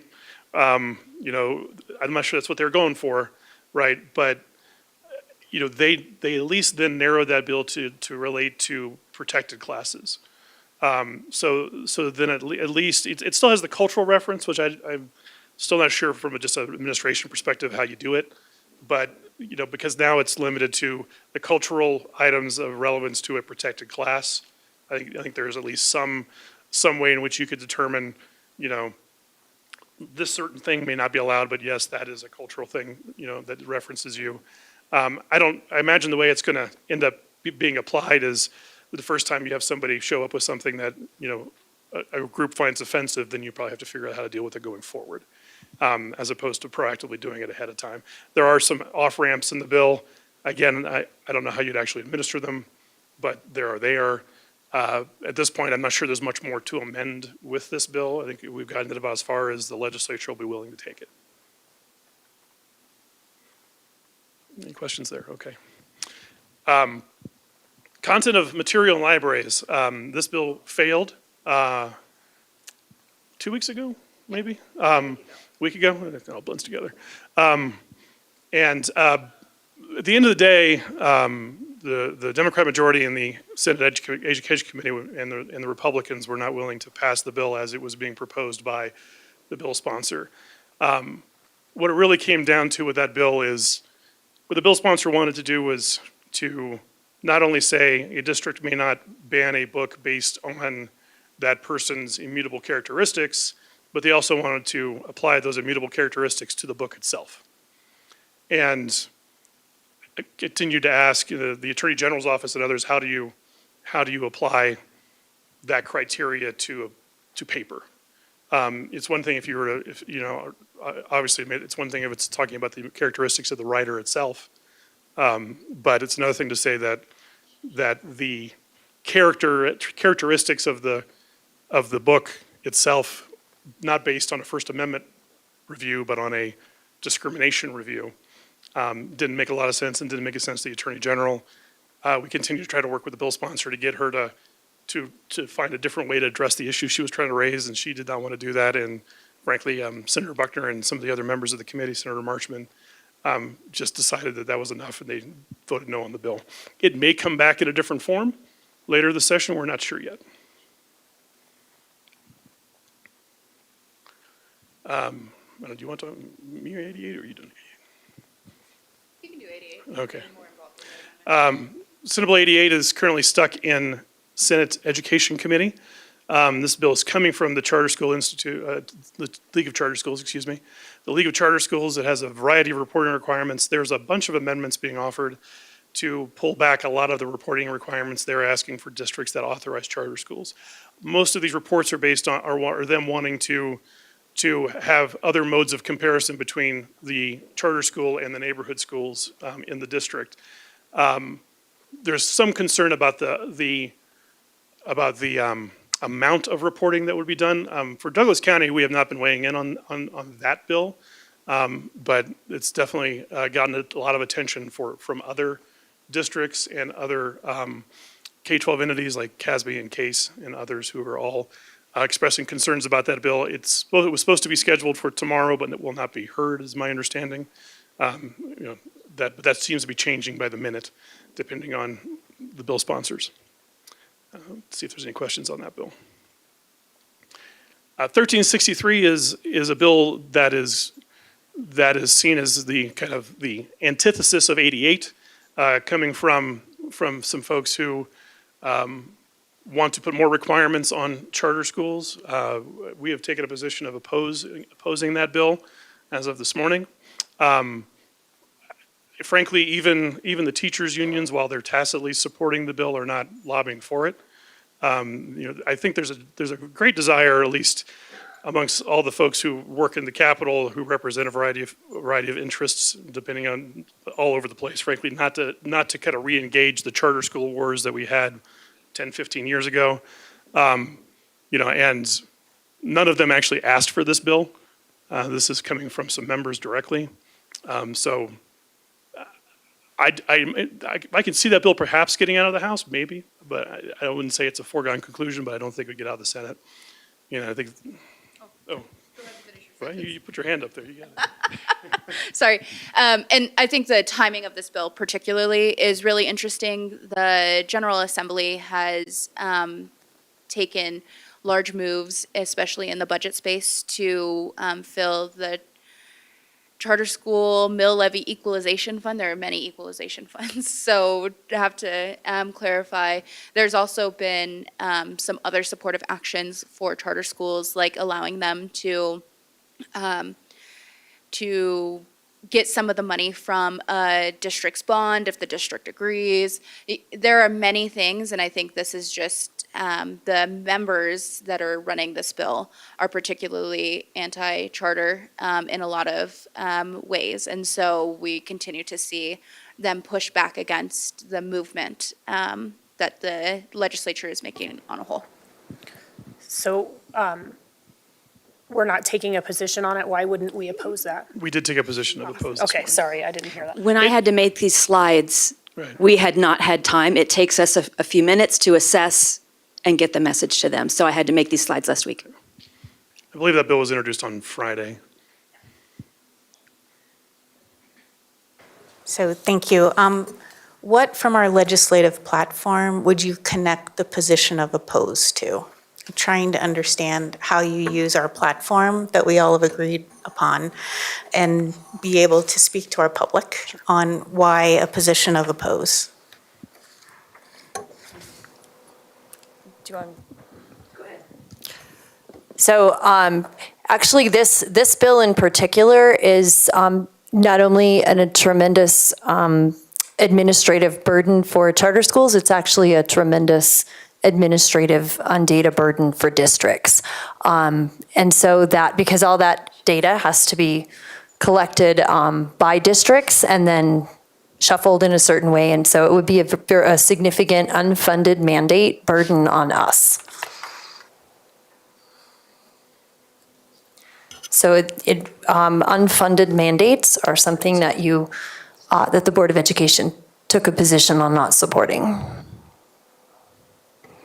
Okay, I was just surprised to see the position, right? Because it wasn't posted, and I think, unfortunately, we haven't been able to hear from our public, who they don't have any idea that we're opposing the bill, and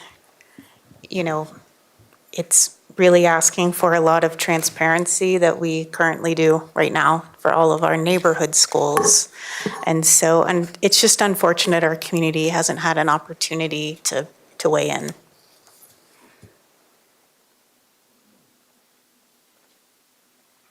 If you look in our the paragraph on local governance, honoring local governance, as well as in academic excellence, and I can pull out the pieces, I don't have them in front of me, but they are in there.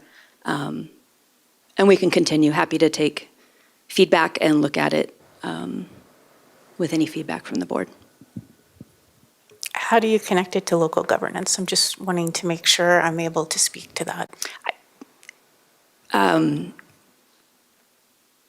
It delves into the original charter school law that allows charter schools to choose to waive the how when they want to choose a particular program, curricula, et cetera. And we already have very strong accountability pieces in our charter school law here in Colorado. And it seems to be infringing upon that. But those were the pieces that we found addressed it. Superintendent Kane. We would be happy to address the details. I'd have to go look back at the details of the bill, but I'm happy to provide the Board of Education with some talking points related to the legislative priorities, as well as what that burden looks like for the district. And so we're happy to get back to you with those details. As Jason said, that only evolved today, so we're moving as fast as we can to keep up with all of the bills, and we'll be certain to get back to you with the details. And looking at academic excellence, letter B, it said DCSD supports equitable access to high-quality public education options and school choice. And then it says DCSD respects the role of parent and guardian to decide which high-quality option. So for me, this is like parents that choose those schools, choose the schools because of the autonomy that each one of them have. So that's where that would fall for me.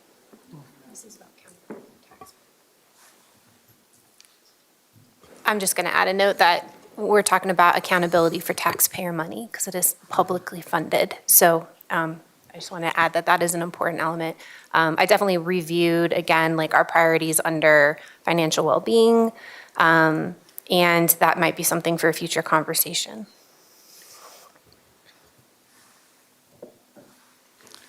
Okay.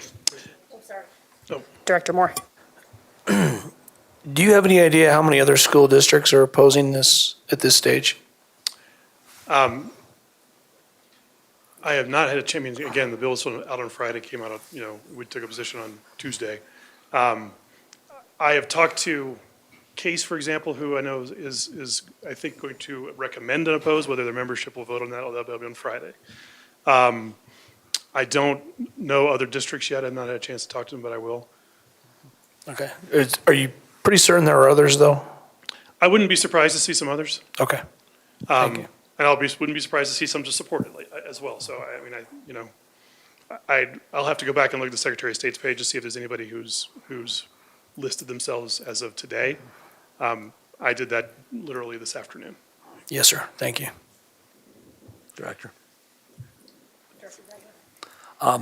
This bill, I had a chance to briefly review the full listing of this bill. I was surprised to see an opposed this early.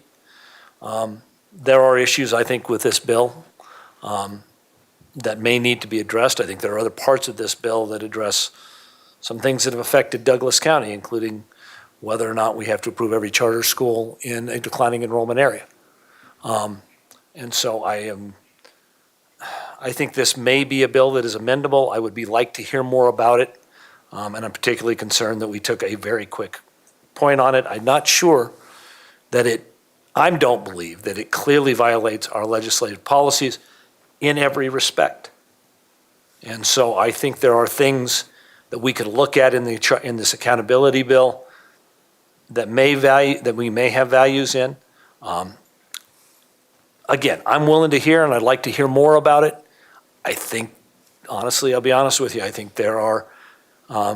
jumping to oppose at this point until we know more about what Case and Casby are going to say feels premature to me. Superintendent Kane. So I just want to make sure, I certainly take responsibility for the bill. This is not on our lobbyists. They take direction from myself and my staff. And again, I would be happy to write up an analysis for the Board of Education to include the reasons for taking the position. Thank you.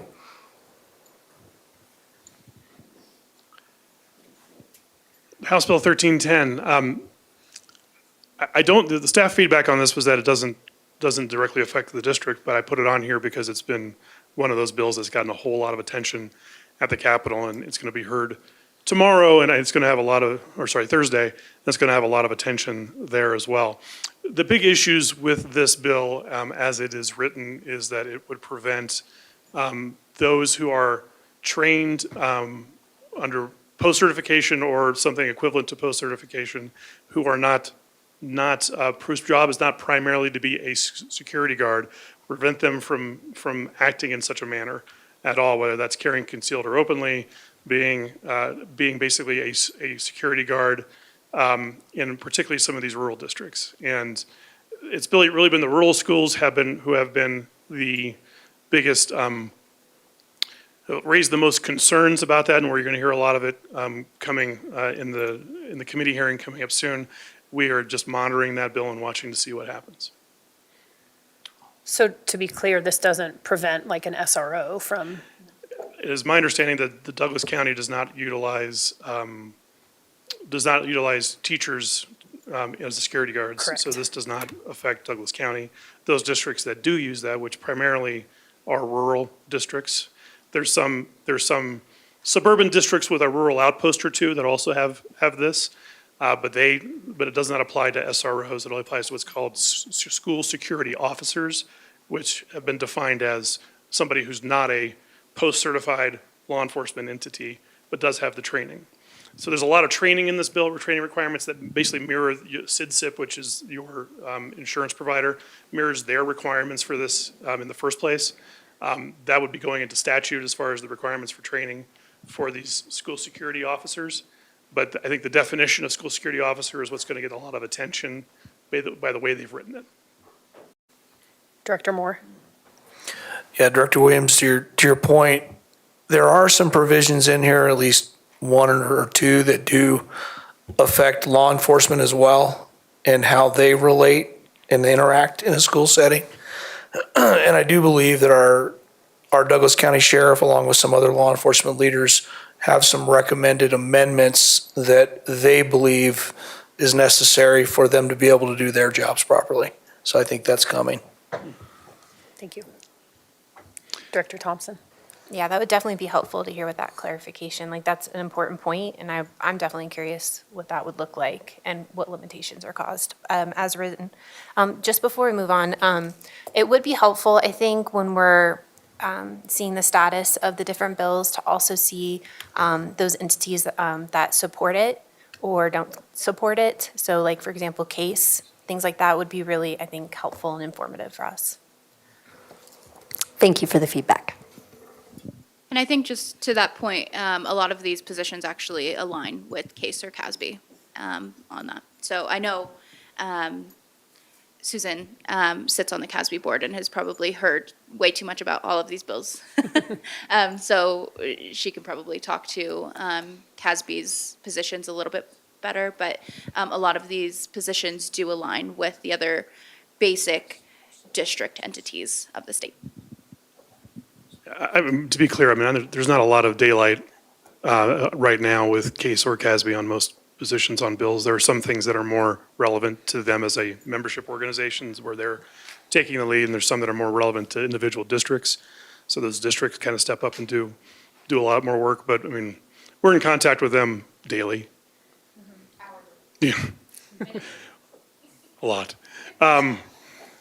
Senate Bill 131, prohibiting carrying firearms in sensitive spaces. I think the interaction with these two is what we're going to have to watch as it relates to school security officers. Really, the only thing that's new in 131 as it relates to school districts is a prohibition on carrying at stadiums. That, you know, it's already prohibited outside of the school security officer context, already prohibited in state law otherwise. The constitutional issues around open carry, like, will be interesting to see going into the future because, you know, it is in the Colorado Constitution, so I'm not sure how they address that. But again, there's not a lot that's relevant here for K-12 except for how this might interact with what happens with 1310. And so, you know, part of why I wanted to highlight it is that there's a potential for these things to be in conflict, and that's why we're watching them both. So you want to talk about the real fun thing next? Just quickly talk about para. Right, so House Bill 1044, which is additional para service retirees. This is a bill that allows for districts to hire more 140-day para retirees for up to 6 years. The current law only allows you to do 10, no matter how big a district you are. And so this will change that to based on kind of the number of, with a formula that's based on the number of students in your district. So Douglas County have a whole lot more. We worked on amendments with para on this bill, and it passed actually out of the Senate committee today unanimously. Actually, no, sorry, there was one no vote. And then 1087, we'll let Jordan talk about that. Sure. 1087, professional education endorsements.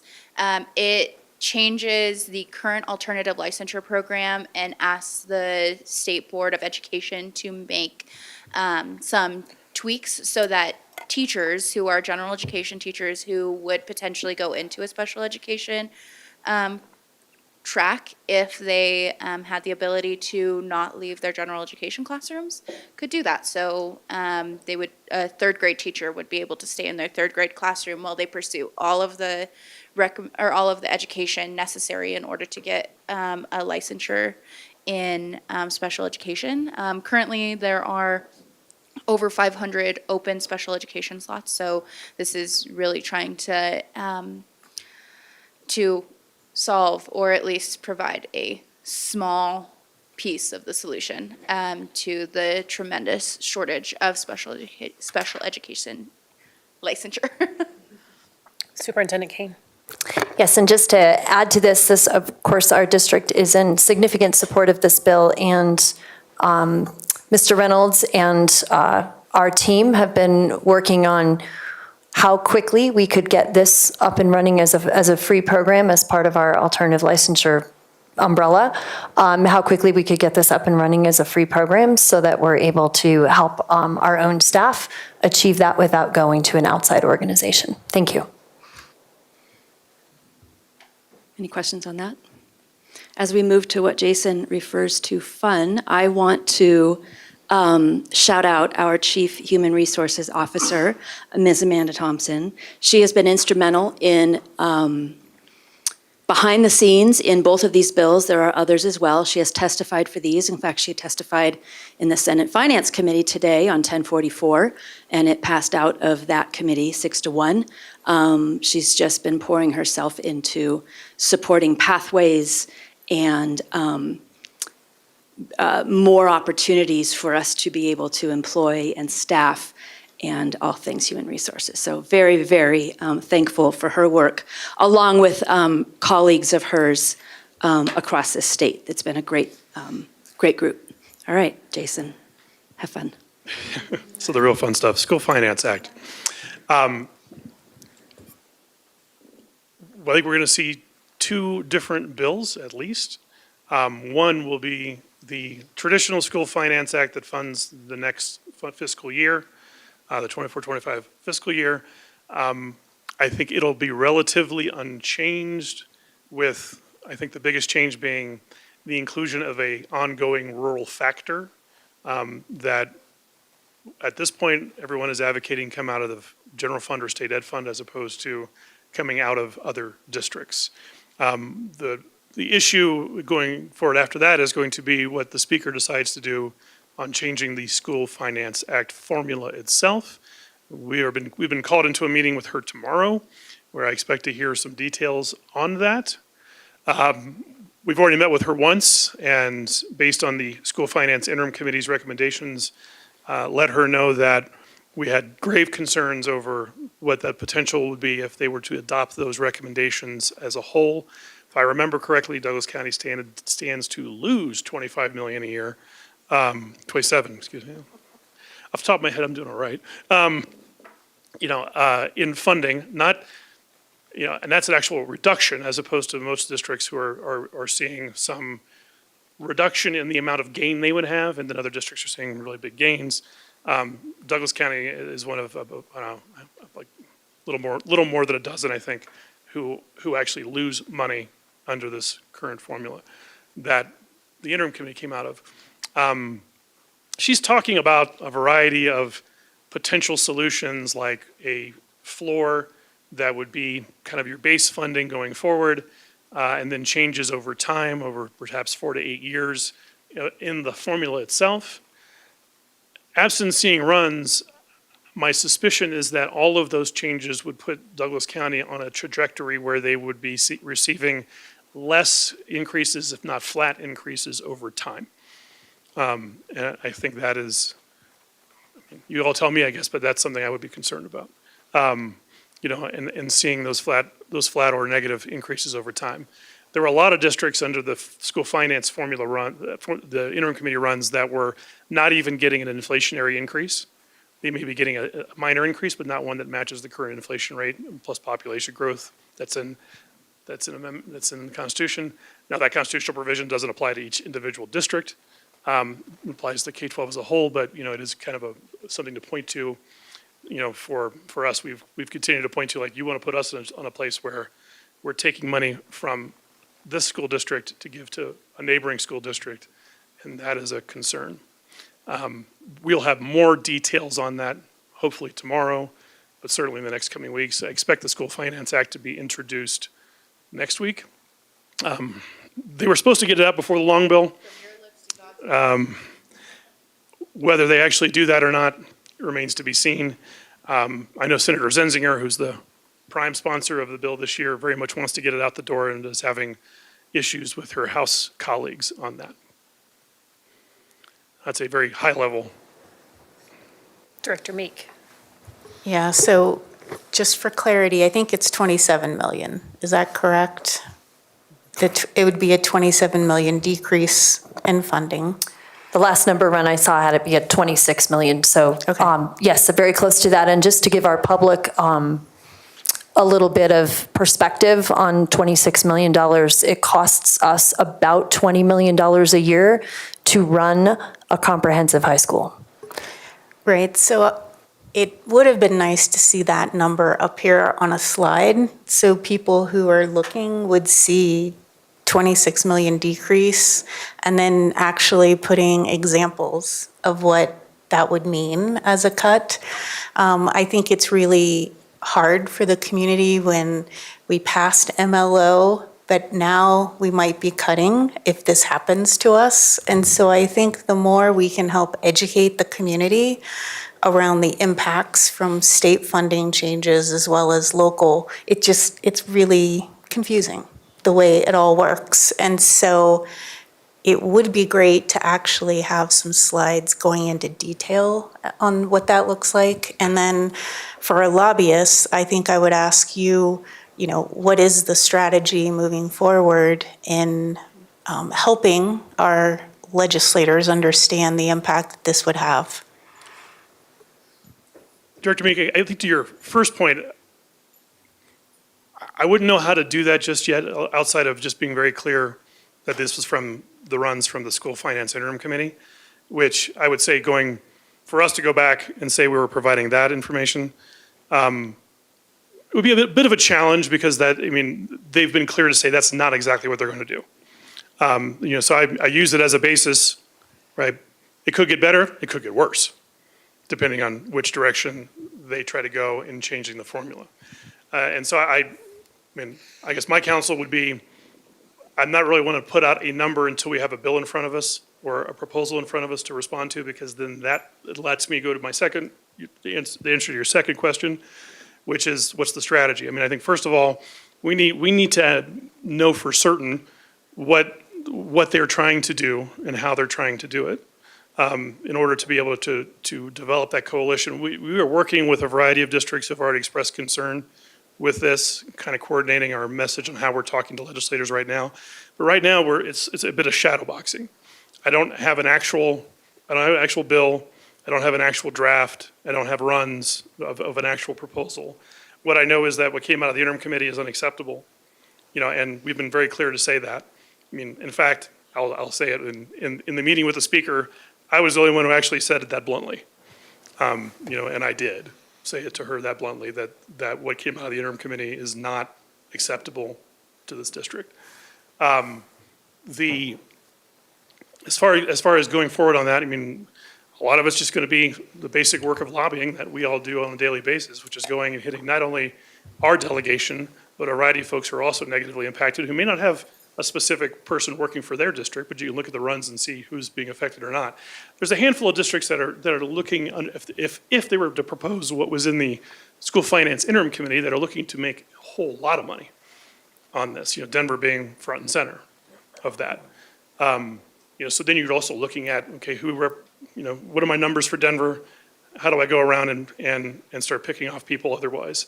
Some of the other issues around this, frankly, is keeping the rural schools in a place where they're not agreeing to something the speaker proposes to get their funding, right? And then leaving us in a lurch and gathering those votes and putting it together with, say, Denver and a few other districts that benefit.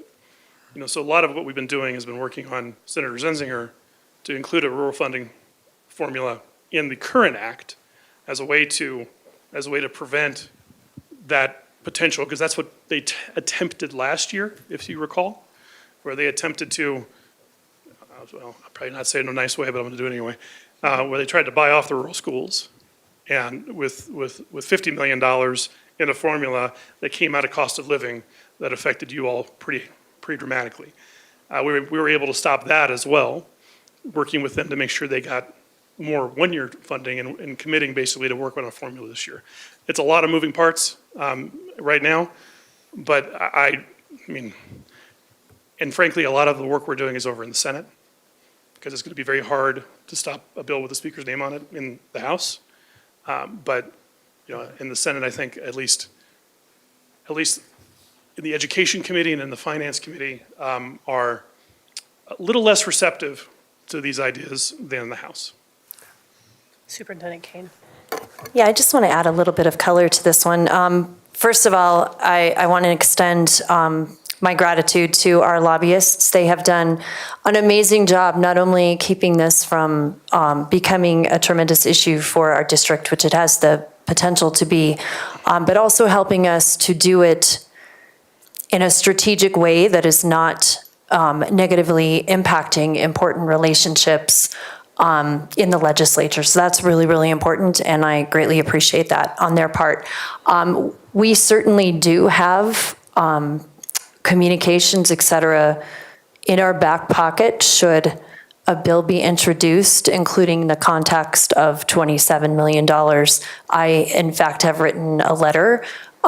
It's just sitting on my desktop, but have written a detailed letter that would go to our community as well as our legislators. But it's really important that when we react, we are reacting to something, and that we're not overreacting constantly, because then the legislators stop taking you seriously. So that's the delicate balance that we are trying to make, but this is a conversation that happens every day. I spoke to the Denver Public Schools superintendent, who I speak to quite frequently, just a couple of days ago on this topic. So it is something that we speak about frequently. Thank you. Director Geiger. There's a danger we get a little inside baseball and not explain this enough to the public. And tell me if I'm incorrect. The interim committee, which is a special committee formed by the legislature, came back with recommendations on how to recalculate how the state education budget is allocated. And that includes changes in allocation to districts based on free and reduced lunch, rural situations, as I recall, special ed. That Cost of living. Cost of living. Size is the other. It's not that the interim committee sat down and said Douglas County stinks. It's that they said, these are our priorities, and because Douglas County doesn't match those priorities, we're going to get a smaller amount of a non-growing pie. And I will tell you, my frustration is that the state, rather than working on the fact that the pie probably needs to be bigger, keeps us fighting over the size of our share. And so if you're going to write to your legislature, maybe write and say, I'm fine with some of those priorities, maybe fully fund everybody. We've been very fortunate, in particular Representative Marshall, but other legislators have come to us about their concerns about this. I appreciate that you can't tell us right now exactly what it is, but this is something that you need to dumb down for us so that we can then explain to all of our people out there, because there are a lot of people out there with really good intentions who could pass this bill and really nail 60,000 kids in Douglas County.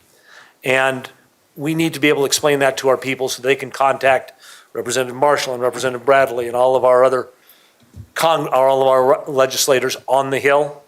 And it sounds like senators may be better than House members, to address the fact that while you're trying to be fair to individual students, you also need to be fair to specific districts. So, sir, I guess I'll tell you, like, for the levers that mean the most to your funding are cost of living and size, as far as multipliers in the formula. You know, you get a base PPR based on the number of kids and all of that, but because you don't have the numbers of at-risk students, particularly when you get into the multiplier effect for a district like Denver, who has, over that multiplier, it really gets up, and what they're wanting to do is basically shift money from cost of living or size to other factors with which you don't have the demographics, frankly. And to your point about more money, I mean, one of the things I've said to the speaker at least twice now is because she likes to use the word equity, and we're all for equity. However, I don't think that equity is taking money from the kids of this district to give to somebody else's kids. It's raising all boats, not raising some over others. Unless you all think that this district is thoroughly funded and we don't need any more money.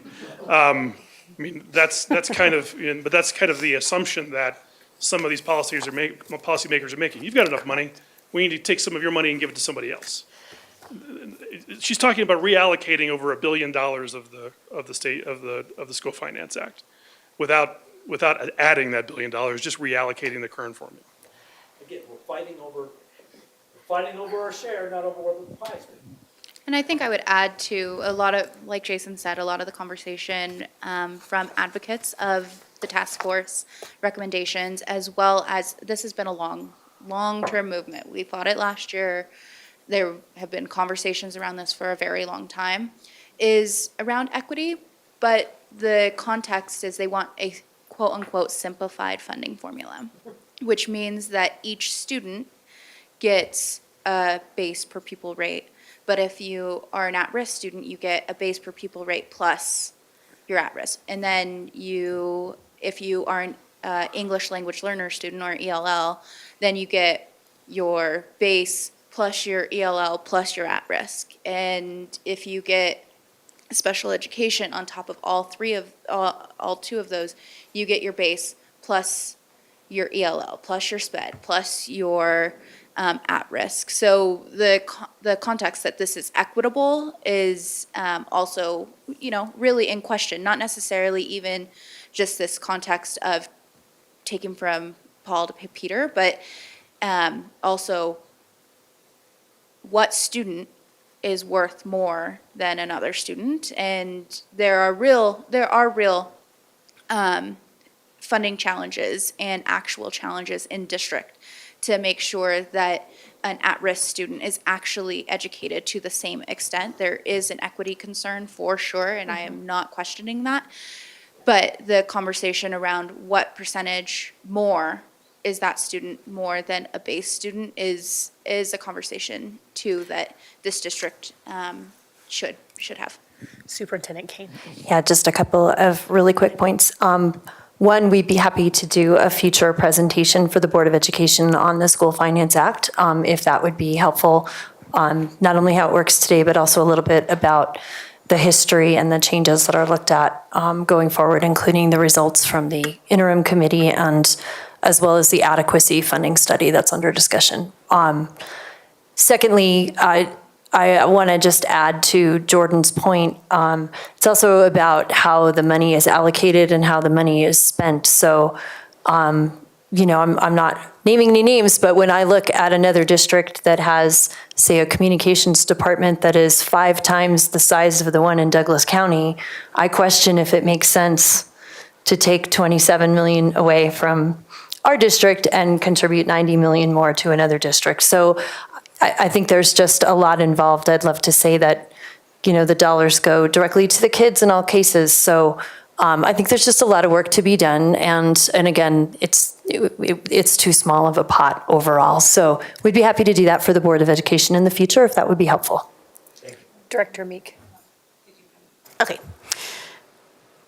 You mentioned, or I think you were alluding to, there's an adequacy study as well that will take place, which is supposed to look at how much more should it cost to educate different students. And so I would also, say it's premature to make changes to the school finance formula before you even do that adequacy study. So I just wanted to make sure people have heard of that and are aware of that. And, it's just really frustrating in that I believe in funding students equitably. And the pie is not big enough. And in the past, this district has not supported statewide funding measures. And that's what we're struggling, that's what it's going to take to fund students equitably across our state without taking away from districts that aren't fully funding, the kids as they are right now. So I'm sorry, it's just, I've worked for a long time on state funding measures, and this district has not supported statewide funding measures in the past. And it feels like maybe we would support statewide funding measures moving forward or something, but I think we as a board need to look in the future and decide, is that something that we're willing to fight for and to try to work toward? And this isn't for you all, this is for my colleagues here. But if we really care about funding kids equitably across our state, we need a statewide funding measure to increase the pie. Director Moore. 2 things. One, I appreciate you guys are at the table for us, getting your arms around what their thinking is and where they may take this. And I know that there's going to be more updates to come on kind of where this evolves into. Question I just have on that is, what's the timeline of when we think we're going to learn something concrete about where this may go or what the final product might look like? Absent getting out my magic 8 ball, certainly we'll have some notion of something tomorrow when we, so the speaker's called in the K-12 lobby tomorrow afternoon to talk to us, and I'm assuming, based on what I'm already hearing, that it is going to be the outline of some proposal she wants to do. I don't expect to have a draft tomorrow, but I think we'd have one shortly thereafter. I mean, we're in the last half of the session, and this is where the really silly stuff starts coming, right? I mean, late bills that no one's heard about, things that are done at the last minute, all of that, between now and May 8th is going to be coming fast and furious. But I think in the next probably 2 to 3 weeks, we'll have a better sense of what she wants to do and what her proposal is, as the School Finance Act itself is probably moving through the system, to fund next year's schools. Director Thompson. Thanks. It's an easy one. So before you guys are done, I wanted to say thank you for the presentation. It was helpful and informative, and thank you for answering all of our questions. At the meeting tomorrow, who all attends the meeting tomorrow, and what was the purpose for it? So she's asked the K-12 lobbyists, so all of us, whether it's the district lobbyists, the association lobbyists, the teachers union lobbyists, all to come and meet with her in her office, basically. We had one other meeting already with her where we didn't, because there was a variety of rumors coming around that she and Senator Lundin were going to introduce a bill imminently a couple weeks ago, and that was not the case. And she wanted to address that, and so that's why she called us then. And we've now gotten, word that she wants to meet with us again. We're all kind of chattering around, finding out what's going on and listening and to hear what's going on. I will tell you, I've had a variety of the advocacy groups, the, Democrats for Education Reform, Stand for Children, those types of groups who have come to me and saying, well, what if we did this or what if we did that? So they are clearly involved in something that they are working on. They have not been forthcoming in what that actually looks like. They haven't given us any details. But when you start having a lobbyist who's representing probably an interest that you're not for, start kind of asking you, well, what if we did, what about, then you start getting an idea of, okay, there's something in the works going on. But unfortunately, the details have been lacking thus far, but we'll have to see something soon. Thank you so much for your time tonight. Did you have something? Oh, sorry, Director Meek. Yeah, thank you so much. I really appreciate all of the answers. There's, well over 50 bills related to education, right? 75. Yeah. So who's counting? there were 4 that were not listed that if I could just rattle them off quickly and have you just say if we have a position and give a little detail on it. The Equal Access to Public Meetings bill, and that's the one, well, and I'm putting you on the spot, so Sure. you can submit something later in writing if that's easier, but. I mean, I think the complicating factor with that bill has been the legislature's bill on open meetings and making those two marry up. And so in conversations with disability law about that, because they're proponents of that bill too, we've just sought some clarity on what they're asking for. The way in which they had drafted that bill initially, I believe our position should be listed as amend. The way in which that bill was drafted initially, there was concern that it would be asking for video of staff meetings and things like that.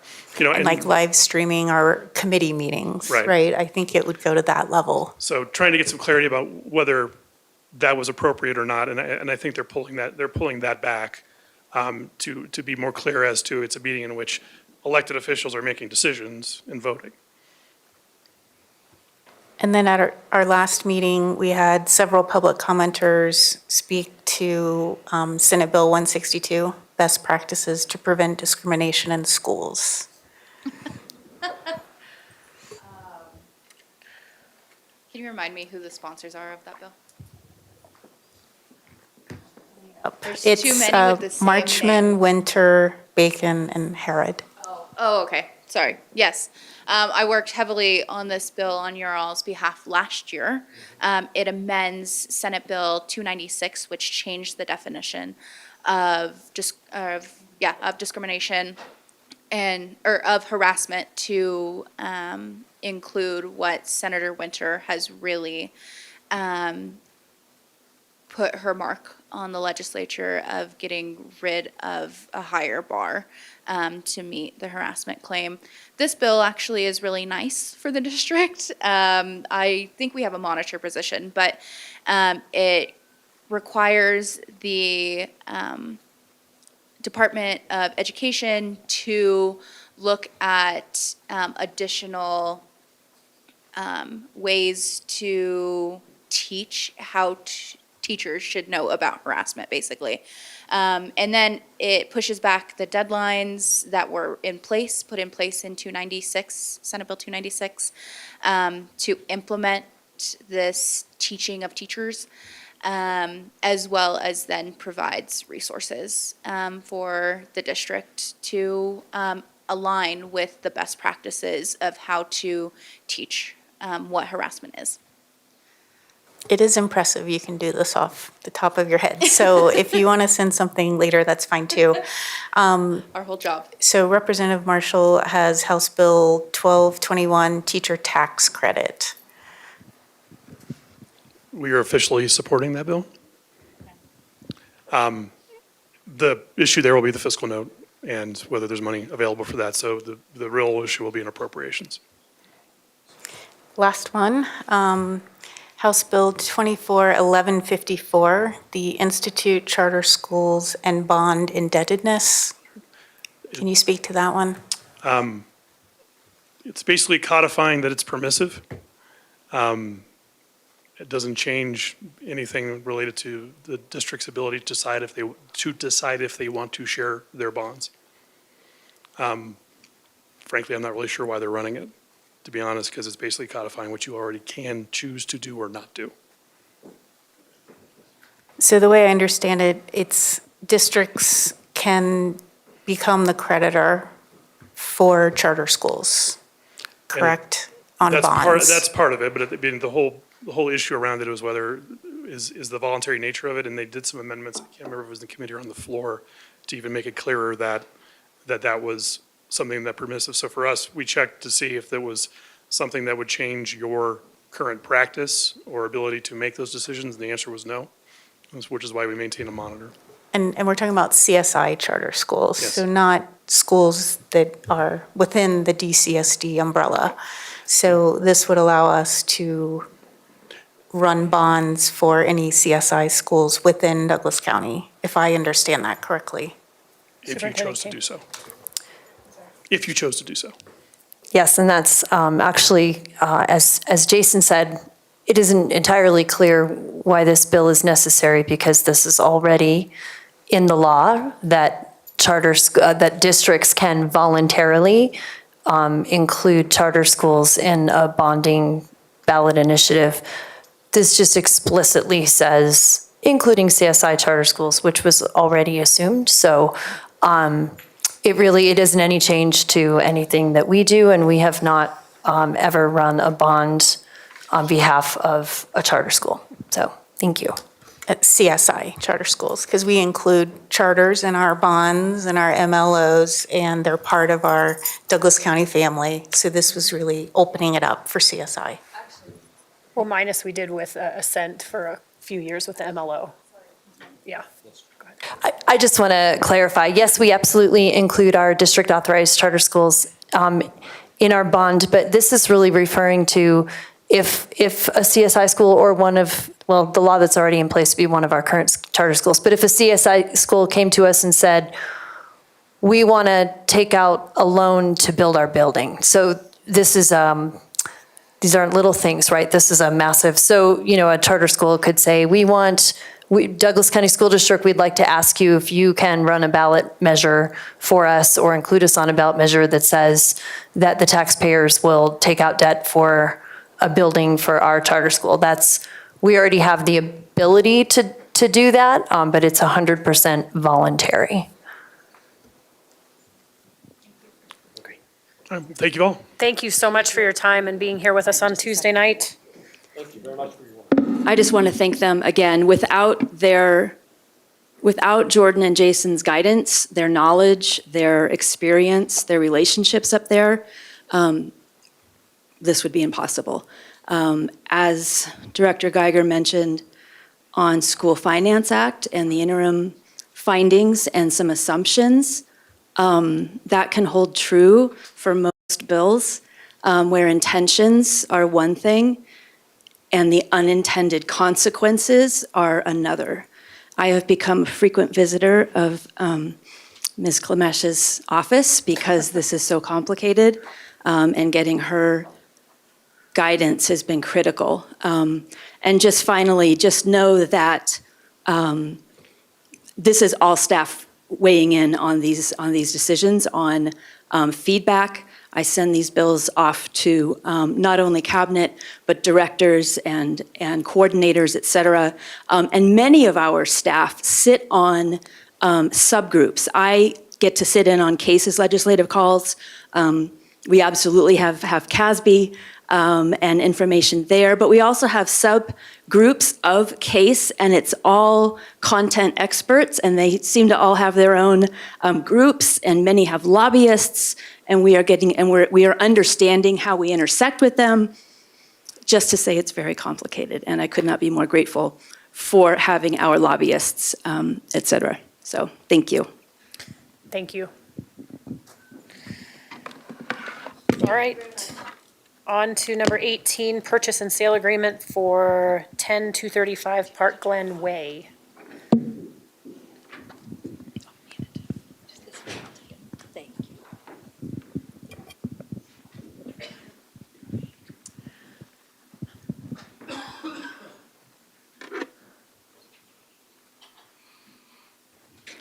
Okay, thank you very much. So this is actually a very exciting presentation. At least I believe it's a very exciting presentation, and I'm pretty sure my whole team here believes so as well. So I have with me Deputy Superintendent Danelle Hyatt, who of course, among her millions of responsibilities, oversees special education, Executive Director of Special Education Liza Meyer, and of course COO Rich Cosgrove. I'm going to give a quick overview, and then I'm going to hand it over to Ms. Hyatt and Ms. Meyer to talk a little bit about the specifics. We have an opportunity where there is a building on Park Glen Way. It actually belongs to Colorado Early Colleges, a CSI school, and they are relocating further north. And so this opportunity came up of a building that is already a school. It's already approved as a school and has all the, zoning isn't the right word, but is zoned for E occupancy, which means specific to education.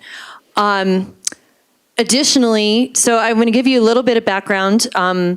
For those of you that may have been present for my interview at the time I was interviewing for superintendent, one of the things that I talked about is that I found it unacceptable that we have our bridge students and our child find students on Dransfeld Way in what are essentially mobile classrooms. And so what we did is in the 2022 bond, we included a provision to build an actual facility on Dransfeld that wasn't a mobile, that would have been about 10,000 square feet. We put in a $7 million allowance. It was all we could do within the scope of the bond, but we realized it would probably cost closer to about $10 million to build about a 10,000 square foot facility on our existing little teeny tiny site on Dransfeld Way. This building is a 20,000 plus square foot building, so it's more than twice of what we were planning to build for about $7 to $10 million.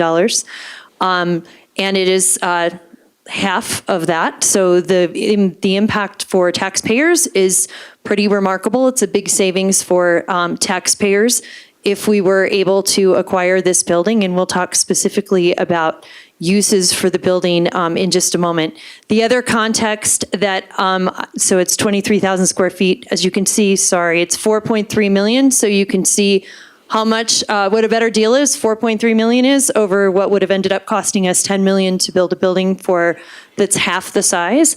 It's a great location. It's actually, you can almost throw a rock at our mobile sites on Dransfeld from this building.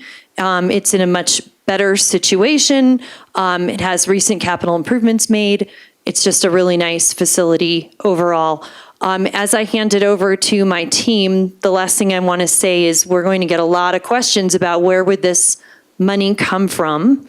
And so I want to be really clear about the answer to that. In January, we were able to close on a surplus school site that we sold to a developer for, I believe, $4.9 million, the West Ridge Glen site. I want to say a few things about that. We were very fortunate to have that arrangement. Our other surplus school sites are not going to sell for $4.9 million. That was a very unusual deal. And we have that in an account because that is meant to go towards schools for our district. And so it is a very appropriate use of that funding that we just received in January to be able to acquire this facility, and that way we aren't making operational cuts in order to do so. All right, with that, I am going to let Deputy Superintendent Hyatt take over. Thank you, Superintendent Kane. So I think you're going to see large smiles on our faces because this opportunity that we have in front of us just brings us great joy in terms of what it can provide for our students and our families, specifically our students with disabilities and some of our most vulnerable students in our district. And that is really exciting, especially because we didn't necessarily know that this was coming just around the corner, and here it is. So a couple things I just want to highlight. This is the interior of the Park Glen Way campus. It is a 3-level campus. I call it a campus building. And this is the lower level. What you see here that I just want to highlight is it has a whole cafeteria space in the lower level that can be utilized for a variety of different purposes for our students. It has a kitchen that we would be able to utilize for food preparation, etc.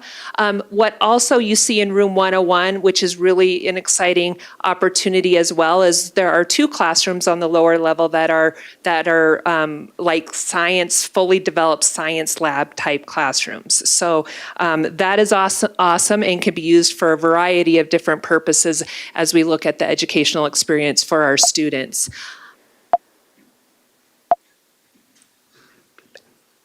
This is the main level. So when you enter into the building, it has a reception area, which you can see, as well as a few classrooms on the main level. That is likely where a child find program would be able to go naturally because we have families in and out of our child find program for assessment. And so it's just a really welcoming environment for our families in that regard, as well as a really nice faculty room and a conference room space for those meetings and collaborative conversations we have with families. And then the upper level also has a number of different classrooms, and the space is just remarkable in terms of the lighting, the interior space. It's just a very inviting and welcoming learning environment for students. So what you see here is the upper level, main level, and lower level floor plans that we have the ability to utilize for a variety of different purposes. Before I hand this over to Executive Director Meyer, I just want to say one thing that I think is really important. We've had the opportunity to connect with our Bridge team that is located in Parker, as well as our Child Find team.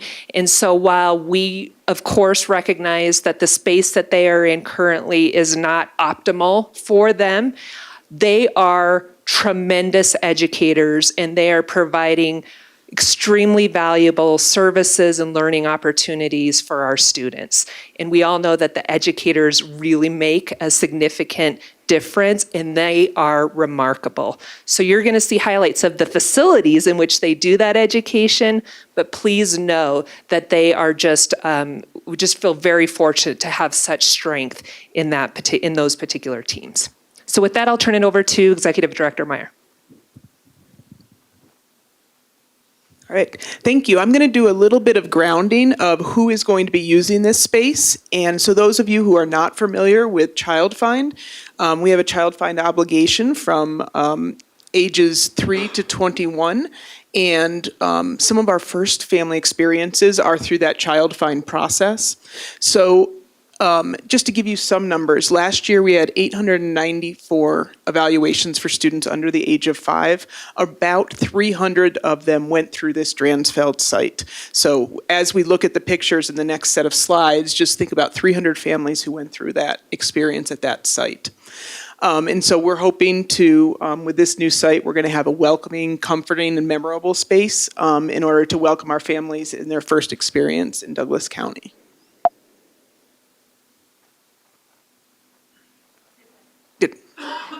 Great. So advantages into moving into this new space. A secure building, a welcoming environment, as I had just mentioned. We also would have an opportunity to have a greeting space as well as a waiting area, so we can utilize the space for more families and have more appointments and more IEP meetings. And then we have some really nice accessible parking there. And also in the future, we could also even look at enhancing early childhood programming options. So now, Deputy Superintendent Hyatt had already given an overview of the future possible building. Here's what we're currently working with. So it is a mobile site. So in the upper left-hand corner, that's an overview of the building. And then when you walk in the door, that top center picture is actually the assessment and evaluation area. So you walk right in the door and you are already in the space where they do assessments. The upper right-hand corner and the one right below that shows the office space, which is located on the ground or the the bottom level, basement, I was trying, the basement level of the building. And that's where they utilize their office space with a pretty steep stairway.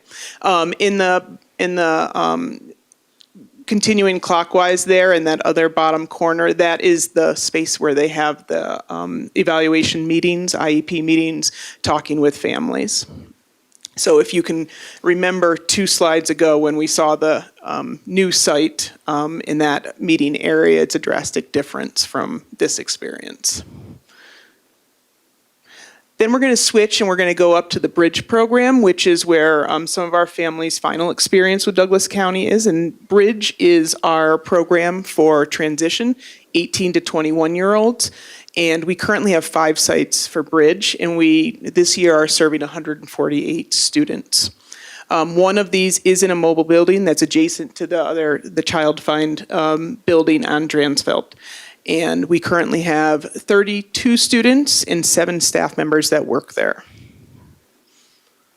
So very similar advantages, secure building. We also could move more than one Bridge site into that building to have utilize more staff and more interactions with students. Definitely a formal meeting space for IEP meetings, that welcoming environment when you come in. The accessible parking. We also have run buses through that trial run, just as an idea, and we have a very good bus route. You're going to see why that's important in the next slide. And then also we have opportunities and some additional space to enhance special ed programming. Deputy Superintendent Hyatt had pointed out that one room or the 2 rooms that have some electrical drops and some long tables. We could really look at programming differently and enhancing our programming for students there. So here is our current Bridge program. It is in another mobile building right there on that same location.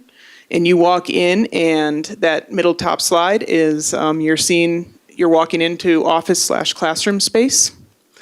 The bottom ones, the outer ones show the classroom space, and then that's their outdoor area right now in the bottom middle. The upper right is important to point out because we happened to visit there on a morning when they were doing drop-off, and they have an extremely tight parking lot. So if you compare the parking lot there in the upper left to the one in the upper right, when it is filled with parked cars and buses, it's extremely difficult to navigate with the multiple transportation modes we have right now.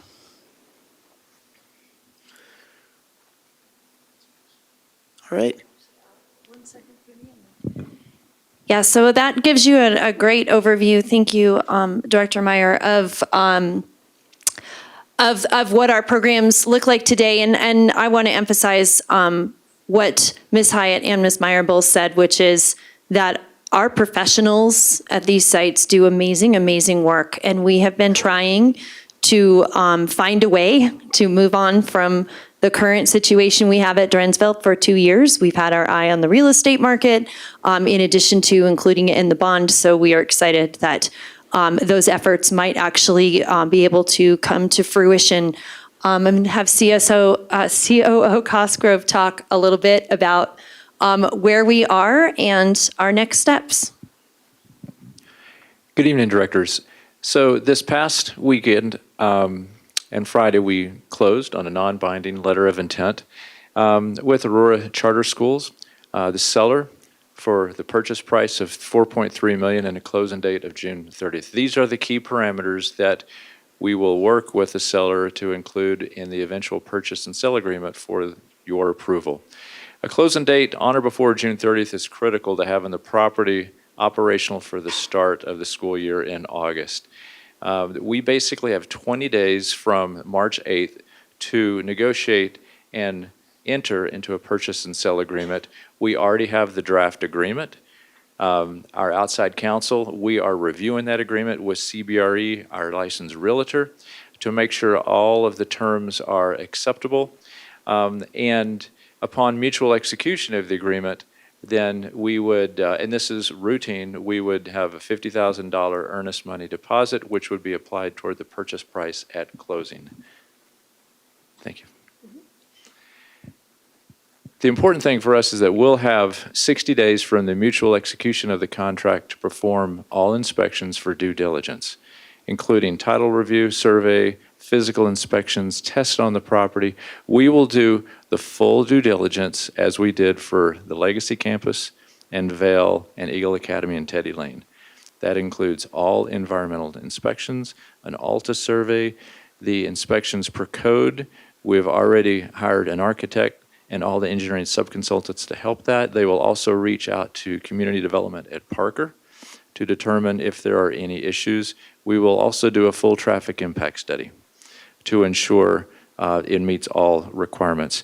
We are expecting to complete that very soon in order to honor the June 30th closing date.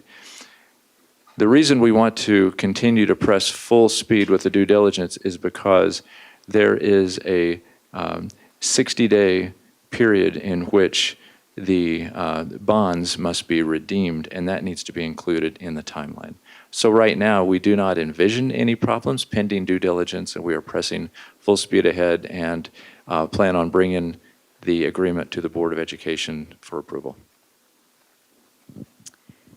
Thank you very much. And just a few quick things to add. In order to, our goal here is, of course, to open in the new school year our Bridge program and our Child Find program in this new facility. That's the goal, and that's the reason for the timeline, to have sufficient time to be able to start a new school year. We certainly don't want to try to transition kids after they've started the school year. As long as we have the purchase and sale agreement approved by the end of March, we should be able to meet that timeline along with everything that COO Rich Cosgrove just talked about.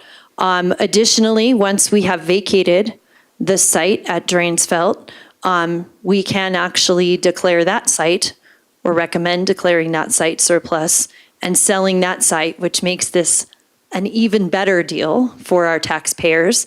And in the long run, and again, this is also for our taxpayers to hear, in the long run, it is our goal to not be leasing space, to be utilizing efficiently the space that we have and the space that we own, so that we are not putting any of our students or even our people in a temporary situation that is based on rent. So that is our long-term goal, and we are really excited to have what we're kind of talking about as a support services center in Parker, for specifically to address our students that need special services. So it's something we would be really proud of. So with that, we are happy to take your questions, and our request would be that perhaps you consider a special meeting before the end of March for the purpose of the purchase and sale agreement. That way, the public has time to kind of chew on this presentation and provide feedback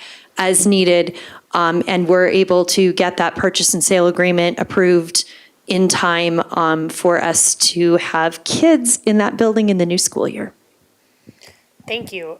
So a few things. One, I do intend to call a special meeting probably the 26th. So if everyone wants to pencil that one in, it'll probably be an early, like 4 o'clock time, just because of other meetings that are taking place that evening and throughout the week. That's just the best day. So potentially that's what we'll do. That will give our public time to be able to give feedback over the next couple of weeks. But my question is, you said currently we have 5 sites serving 148 students, 32 of which attend this specific site.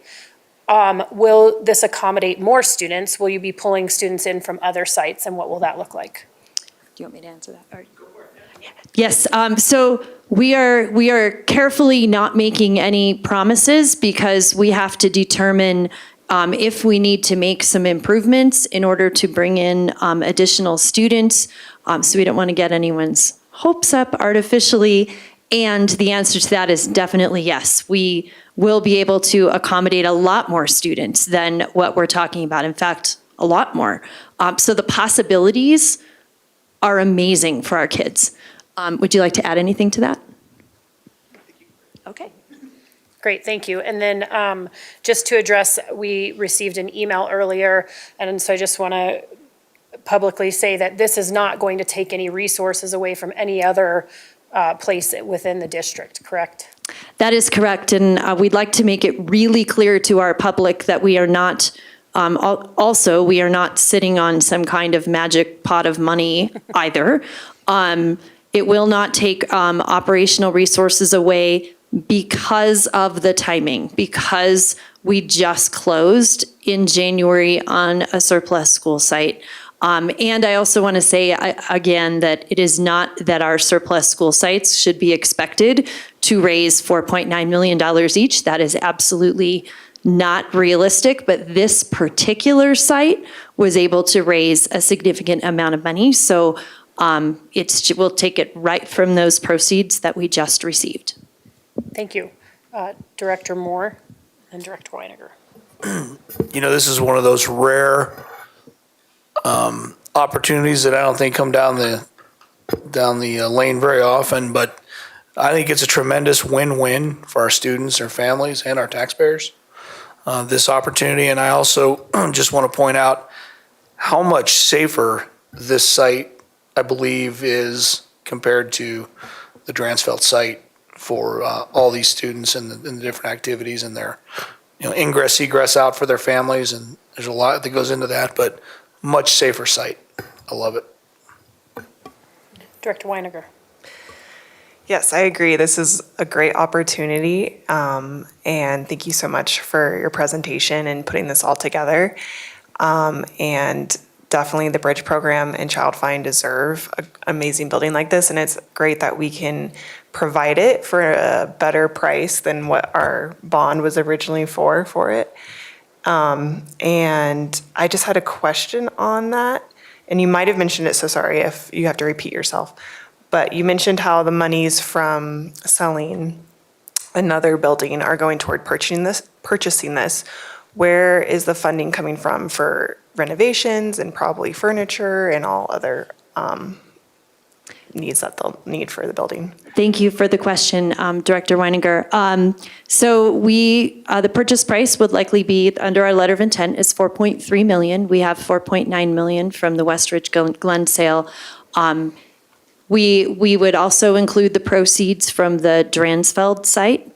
So there would be enough to do some improvements.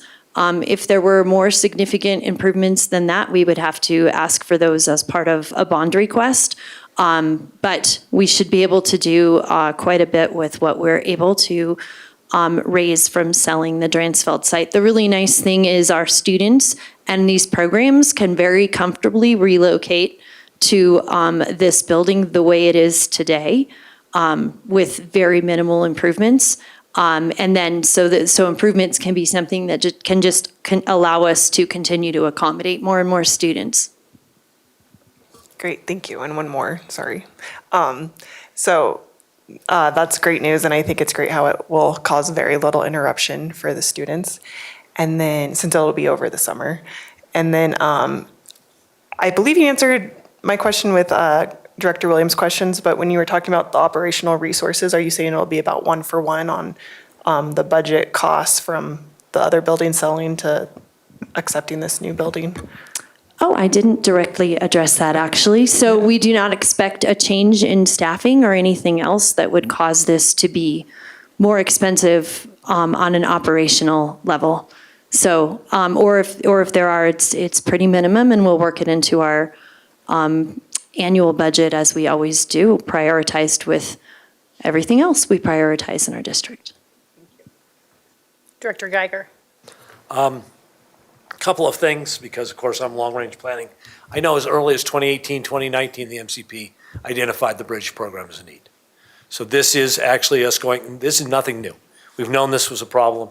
I know that we've also identified that the climate control in the current Dransfeld is antiquated, perhaps is a good word for it, and there's all the evidence says better climate control indicates better learning process.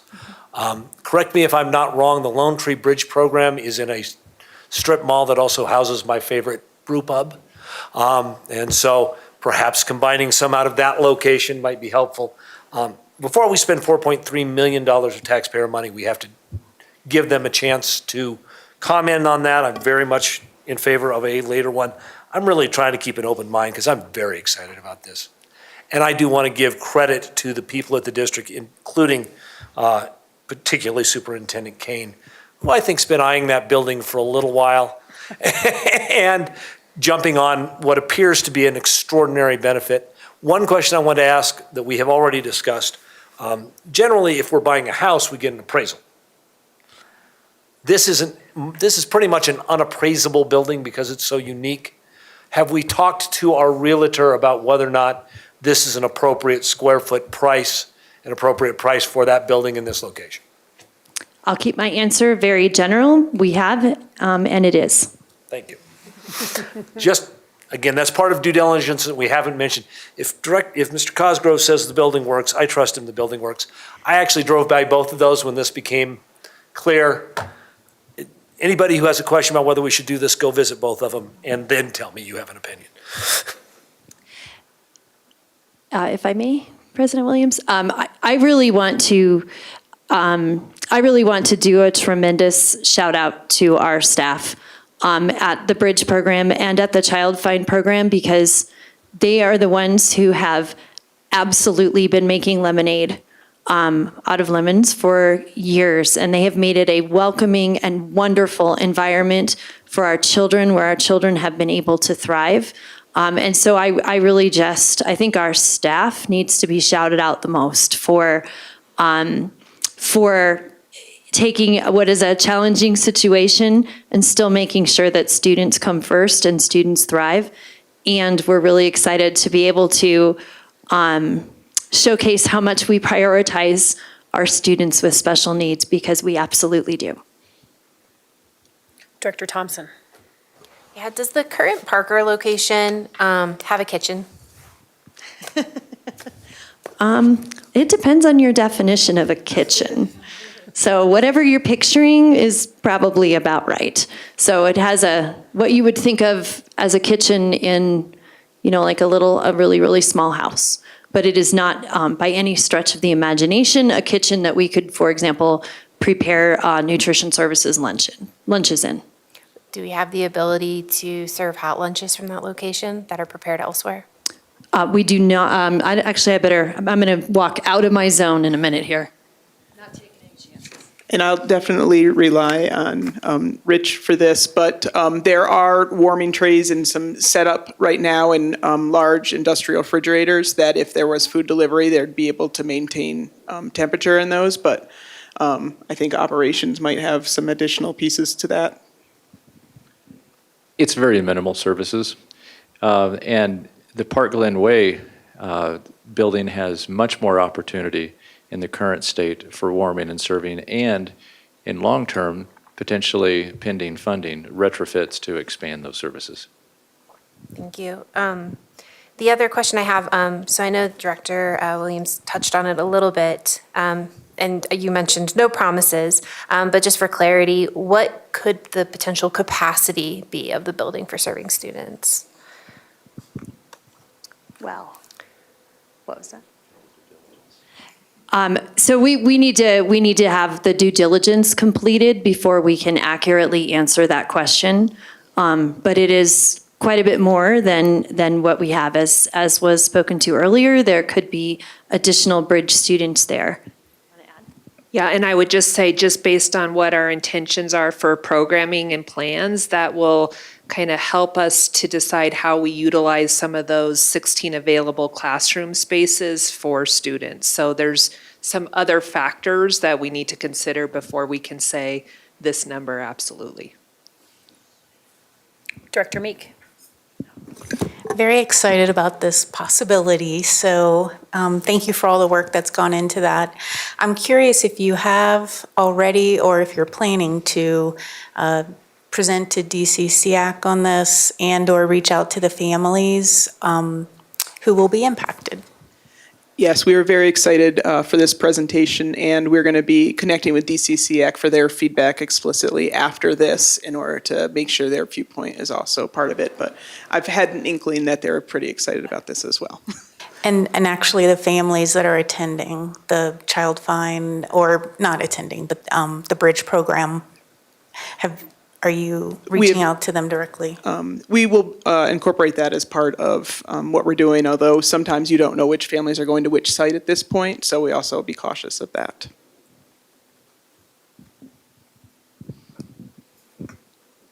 We've been told not to get too far ahead of ourselves. One thing. Director Geiger. I had a strange experience. We were advised on this in executive session at the last meeting. And 2 days later, I was at another meeting, and one of my, a parent of a disabled and an advocate for the disabled people, pulled me aside and said, "You know that bridge program in Parker's just not doing the job." And I had to bite my lip because it's like, I think we might fix that. So again, thank you to all the staff. This is an exciting opportunity. I look forward to making final decisions on it. Director Thompson. Yeah, sorry, just one more thing. Could we go back to, I think it was like the first slide where it just shows the aerial view of it, just to show the outside space. The basketball court, the big grassed area, just the ability for students to go outside versus the one picnic table next to, in that tiny space. So the aerial view is the top view, just for the public. Obviously, Director Thompson, you've already examined it closely, but you can see the parking and bus circulation possibilities are pretty amazing. There is a basketball court that you can kind of see on the upper right. What's hard to see from this aerial view is this side, where there is actually a really beautiful fenced-in outdoor area that's right here. Yes. Yeah, you can see that right there. So there's just some really lovely spaces for our kids. So in our current bridge program, one of the classrooms, there's the hydroponic garden. And we were going to show a compare and contrast because there is the ability to do gardening outside in this space. We didn't show that particular picture, but like the possibilities for our students and program are just so great with this. So it's exciting. Very, very exciting. Thank you so much. Appreciate it. Thank you very much. This was our favorite presentation tonight, for sure. Save the best for last. Thank you. Without exception, we're going to take a 5-minute break.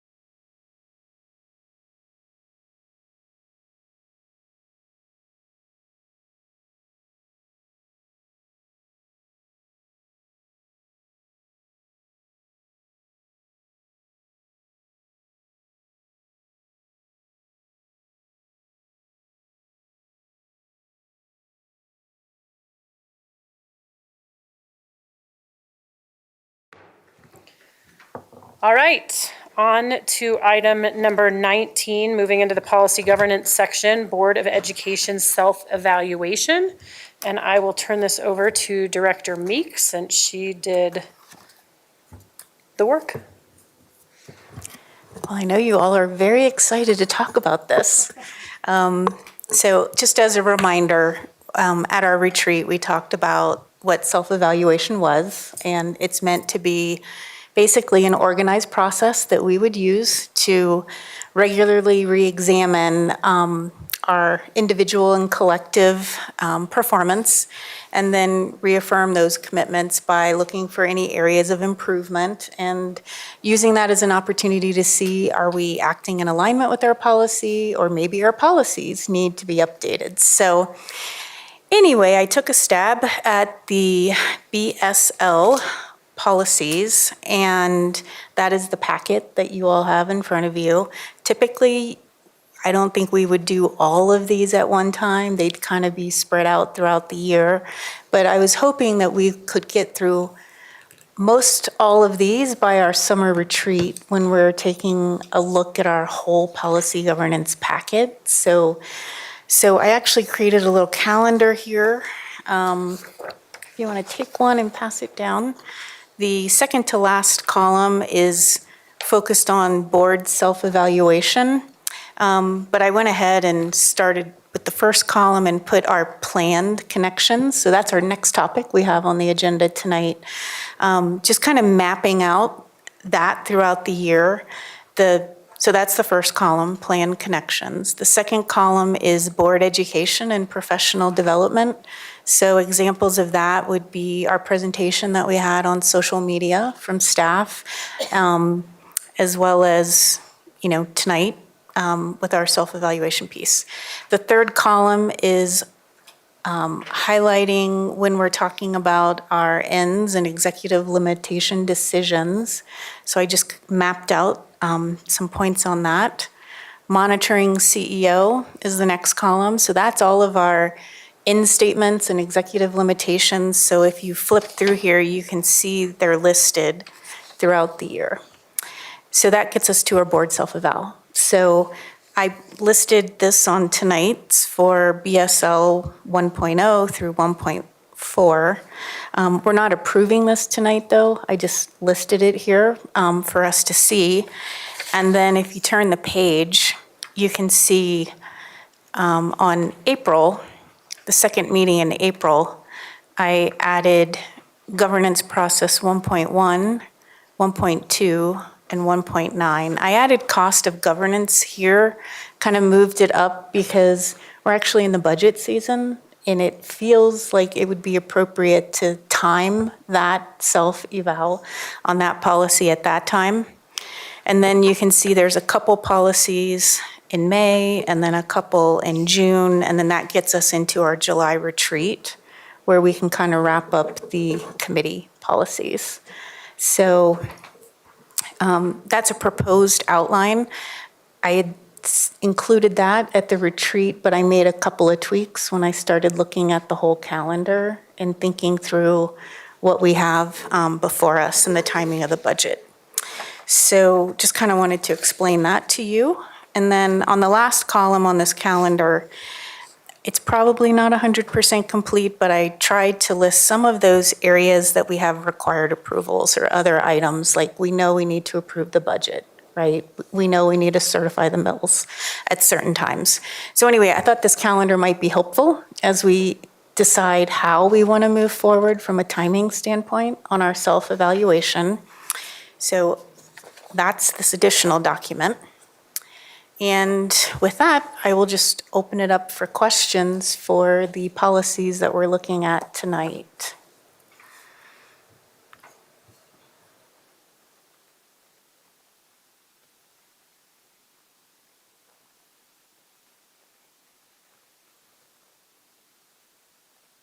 Is it helpful for me to walk through the packet with everyone? Okay, so let me do that. So there's a cover page that outlines the 5 policies, and I put a page number where you can go to that policy and how it's addressed. I rated them for either fully compliant, partially compliant, or non-compliant.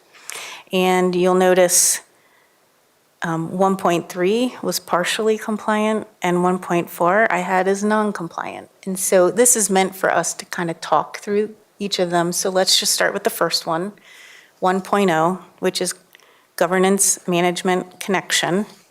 So if you flip to page 2, it tells you what our policy says. So our policy says the board's sole official connection to the operational organization of the district, its achievement and conduct is through the district's chief executive officer titled superintendent.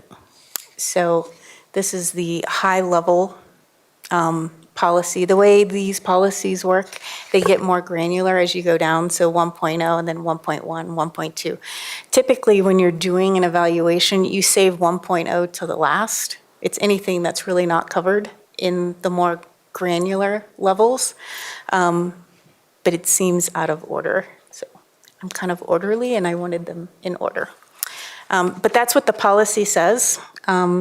Page 3 is a report back to the board. So for example, if we do want to divide these out, whoever is looking at that policy could use this as a template to say, I've went through the policy, the evidence that I looked at.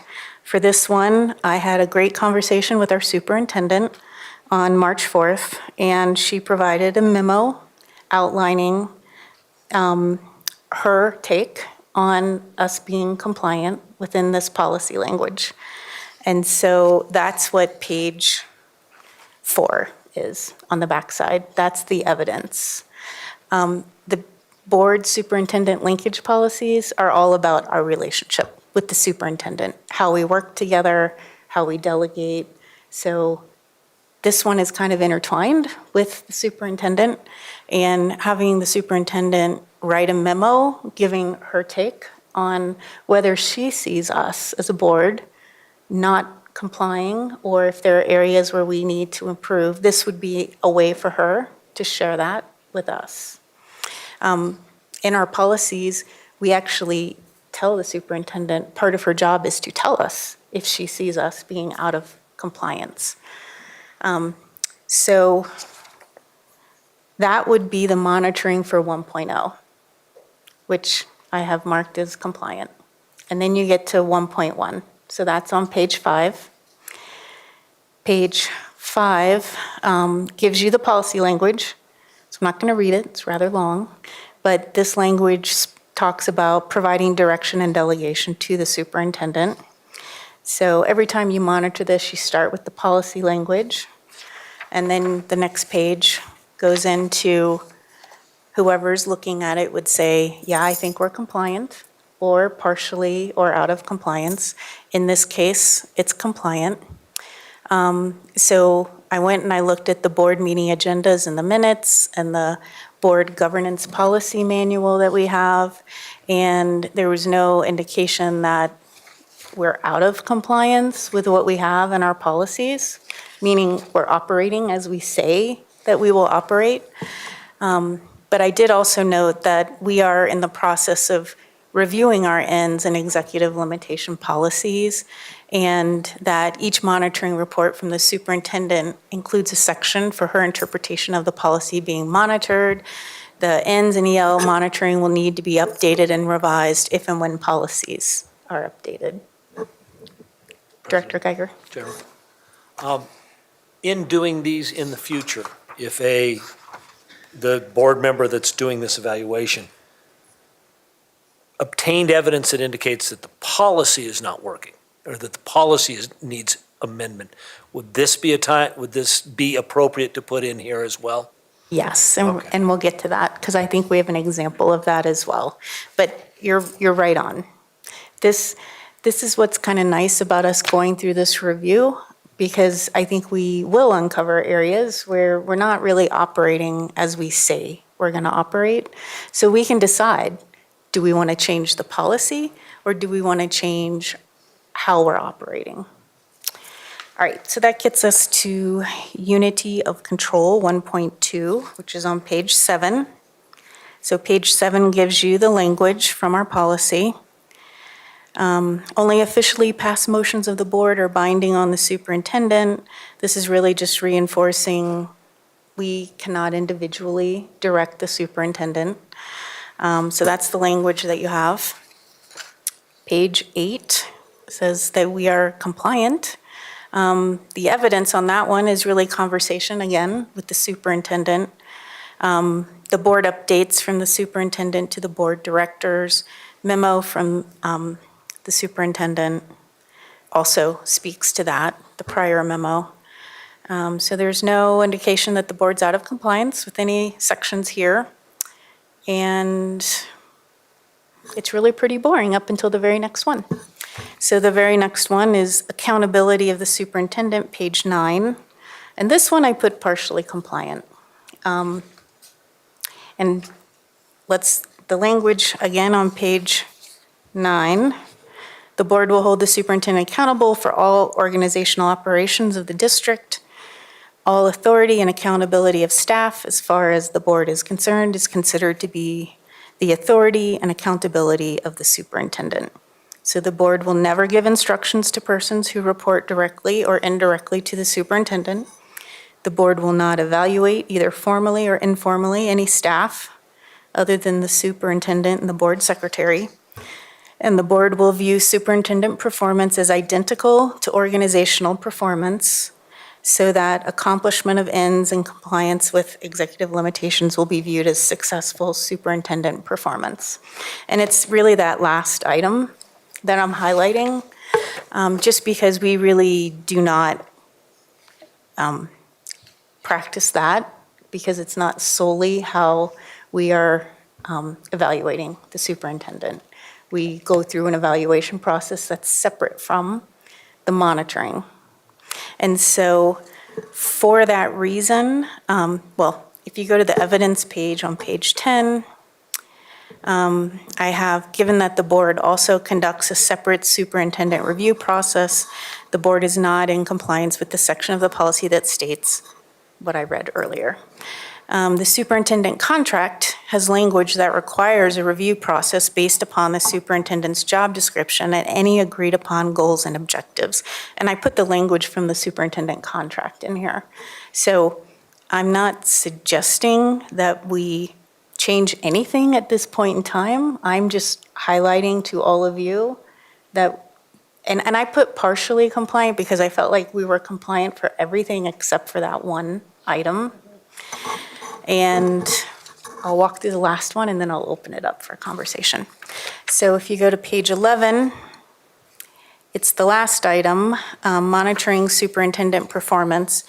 And I feel like it's a little redundant with the prior item, but it goes into more detail here about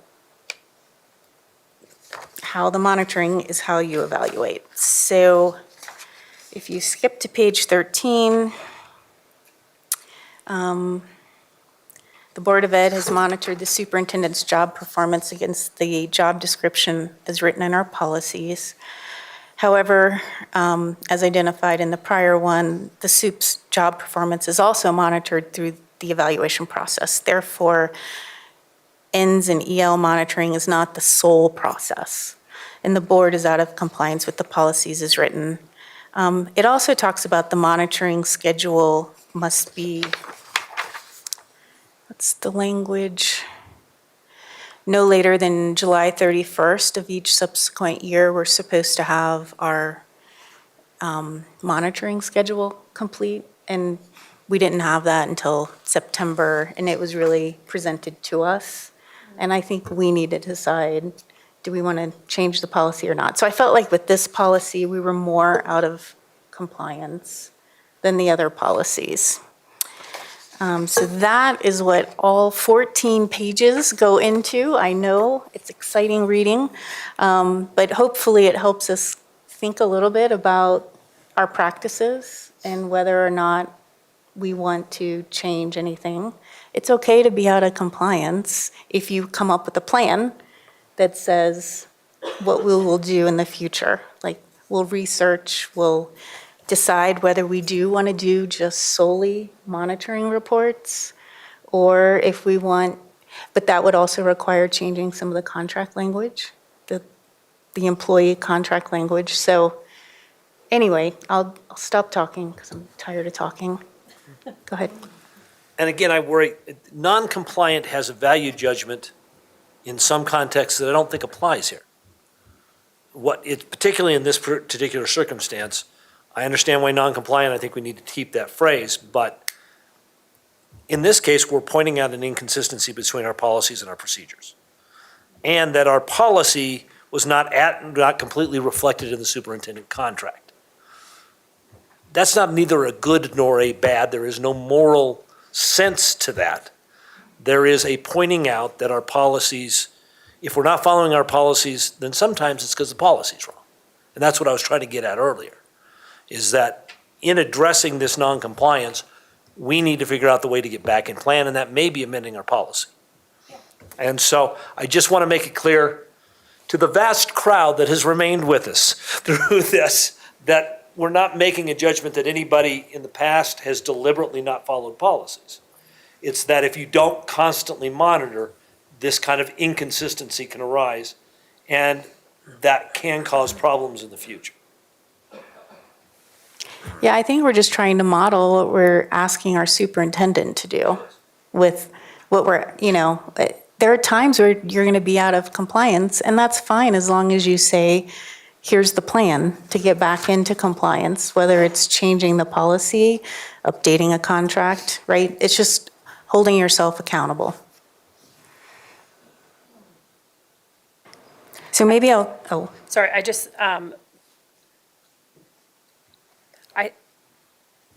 I feel like since we're working on our ends and our executive limitations, maybe we need to wait until that's done before we start adjusting the policy. I don't know what the best way to go. I mean, does the chicken or the egg come first? I don't know.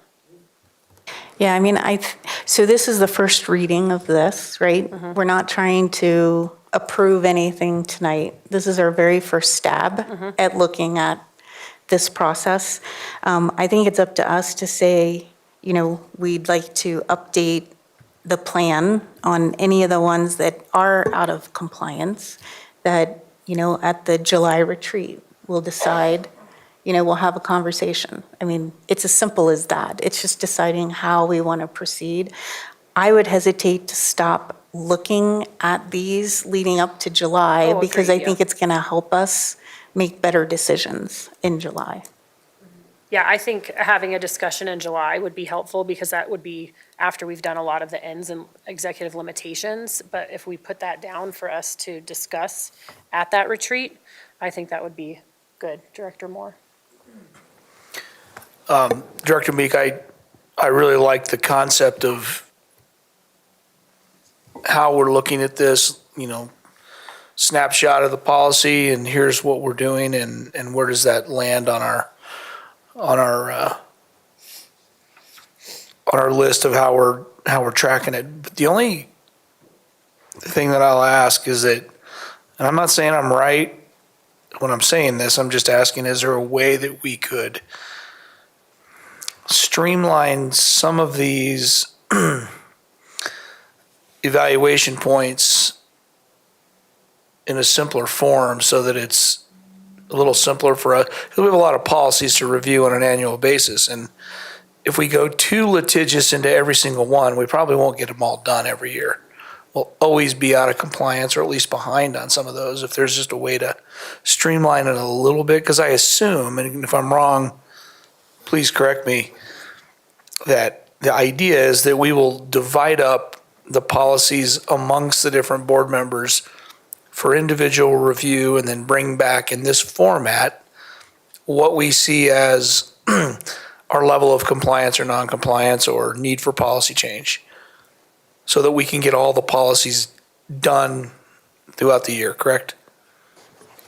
Correct. And I do get that this is dense, and I don't think we would ever look at 5 altogether. I think we would want to separate and do a couple, right? Gotcha.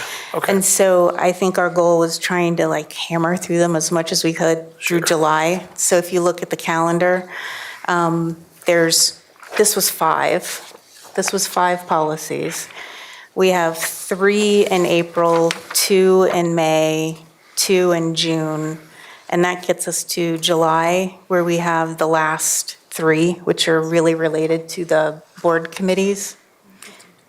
Yeah, so it's Fair enough. 15 And total. Director Moore, this isn't like all the policies that fall under the superintendent and for the entire This is district. just This ours. is just for the board. Gotcha. policy. This is a third of all the work that we need to do. Yes, ma'am. And my recommendation would be in July, we would come up with a calendar moving forward where they're kind of separated out throughout the year, and we're only looking at a couple at a time. Yep.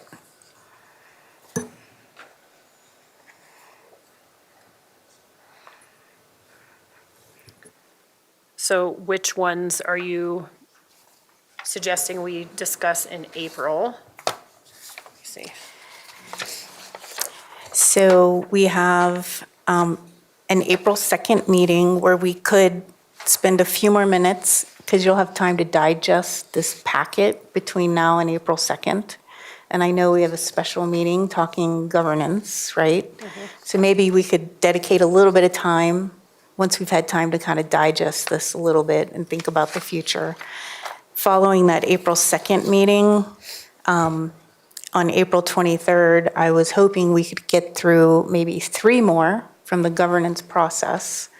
One of those being the cost of governance, because I really do think we need to think about budget-related issues as a board, the board budget. So a month after that, there's the next 2 in May. So I don't mind taking on the first review of these and letting people react to them, unless other people want to jump on board and start saying, hey, I'd love to do the first one. And you're not going to hurt my feelings if you want to make significant changes. This needs to be our work, right? It needs to be, everyone needs to feel like their voice is reflected in it, which is why I thought we could divide them up. So does anyone want to raise their hand for GP 1.1, 1.2, and 1.9? And you can even spread those out too, honestly. Or if one person take one on and 3 of us could take.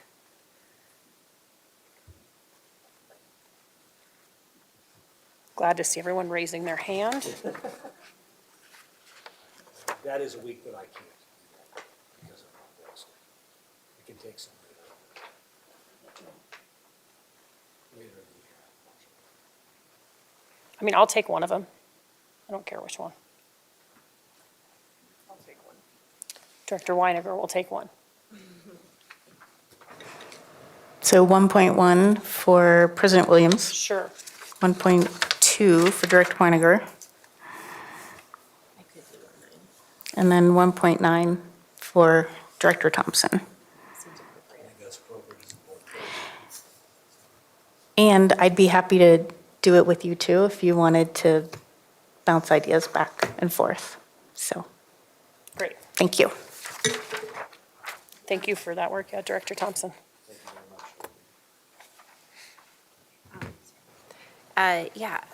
One question that I had was the rating scale. So we have fully compliant, partially compliant, and non-compliant. And just thinking through it, if we feel that having the 3 levels would be helpful for us, or should it just be compliant or not compliant? Do you have any thoughts about like the value of maybe doing the 3 or having one? I've seen boards do it both ways. Yeah. I mean, that's a great question. Some boards will choose just to do fully compliant or non-compliant. It's like yes or no. Others will have the partial. And the partial gets to kind of more subjective, I guess. Well, I like the partial, and specifically on the one that you had that we were partially compliant, because on 2 of the 3 items, we were compliant, and on 1, we were not. So I liked the partially compliant, but I'm open. I prefer the 3. I like the partially compliant.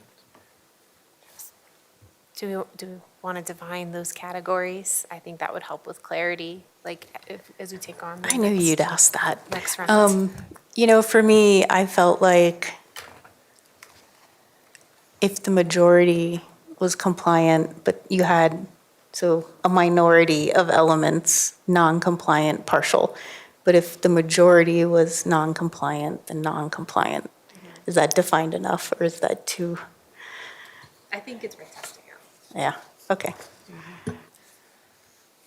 Yeah, we can play with it. It's very scientific, so. No. Great. Anything else on this topic?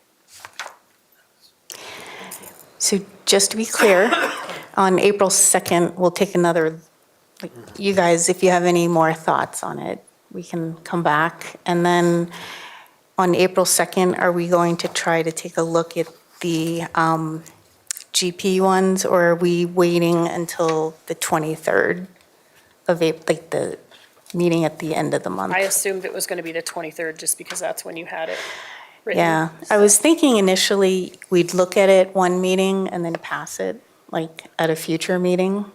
That way everyone has an opportunity to talk with each other, because we can't really communicate all together outside of a board meeting. And so I wasn't sure if we might introduce it in one meeting and then like put it on consent at a future meeting. I still would be comfortable putting the BSLs that you just did on the April 23rd meeting, perhaps on the consent agenda. I think that the April 2nd meeting is too quick. Oh, yeah, no, we won't be voting on what she did until the 23rd because we can't, because the second is not a voting meeting. It's a vote session. But I think what Director Meek is saying is that we would introduce one meeting and then the next meeting, we would have the discussion about them. Yeah, so the question was, did you want to introduce the BSL 1.1, 1.2, 1.3 on April 2nd? And then have it on consent with all of this on the 23rd?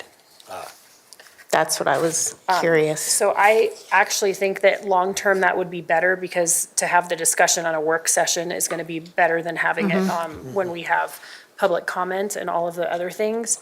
However, I don't know that I could have my portion done by April 2nd, just because spring break and all, I'm out of town, so I could get it done. It's just one. Yes, I can do it. So do we want to introduce then on April, can you do it by April 2nd? Yeah. Director Thompson? Okay, great. So yes, that's what we'll do, and then it can go on consent along with this week's on the 23rd. All right. Good? Thank you all who are doing the work. Yeah. Okay, on to our next agenda item, which is the Community Connections Plan, number 20.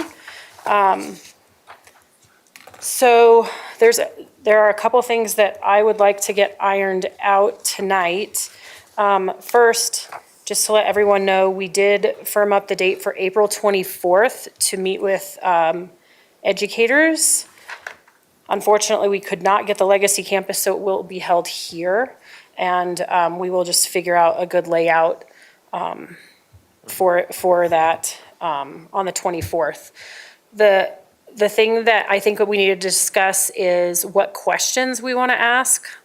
So we are not asking the same questions that we asked last year. I'm working on getting an email together so that Ms. Roush can get it out to principals to start getting signups, because that is right around the corner after spring break. So just what questions are we wanting to ask our educators that will help us as a board, and just making sure we're staying away from operations and really staying in the lane of what we can do as a board. So if anyone has any thoughts about what sort of questions, because I think that would be important to let them know so they have time to think about what their responses will be. Could you kind of update those of us who are new at this, what Yeah. you asked last year and what Sure. kind of questions you've discussed Great. in the past? Yeah. So last year we talked about mission and vision, and then we talked about what are the most critical outcomes that DCSD should seek to achieve? What do you believe will be the most significant challenges facing DCSD in the next 5 or 10 years? What are your hopes for our students as you consider the future?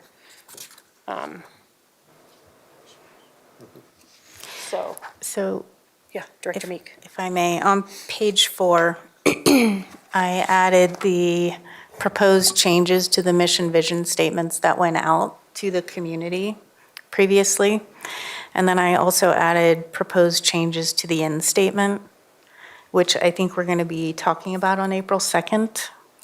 To me, it feels like those would be great topics of conversation. We're following back with the mission vision with some very specific language edits, and then maybe just introducing the end statement piece as well. Felt like it would be very timely conversation. Yeah, so the only thing is we just need to make sure we have, I guess it depends on what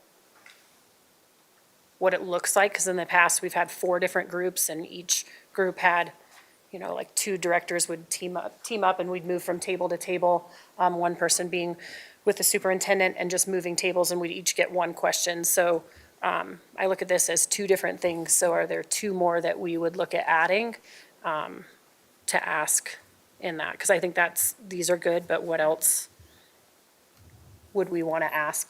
Like if we came up with two more questions.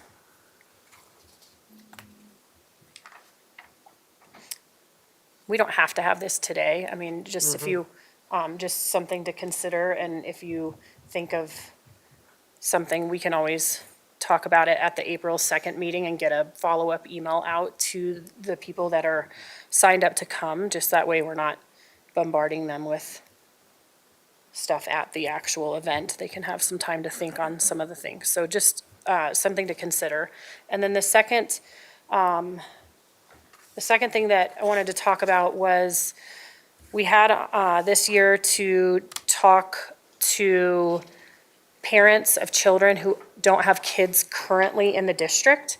So trying to reach families that have preschoolers or younger if they wanted. And there was a couple ideas that we talked about is trying to get people that library time, but Ms. Roush actually brought up, well, now we actually have universal PK coming in, so we can reach a lot of families that way too and let them know about our little coffee chats. I think it would be a great idea if everyone is okay with it, if either Director Meek and I or just me can put together a list of days and times with Ms. Roush's help to get locations set up so that, and then we could just sign up 2 directors at a time. That way it's not like we're trying to coordinate 7 people's calendars. And we can just kind of go talk to the public about the same things that we're talking about with other groups, but also to answer any questions that especially these families have coming in to the district. Any questions about that, or are you guys okay if I put something together and just try to get signups? Seems a very appropriate way to handle it. Simplest way. Okay. Yeah? Okay. She says yes. So on the question. Okay, good, you're good. Okay.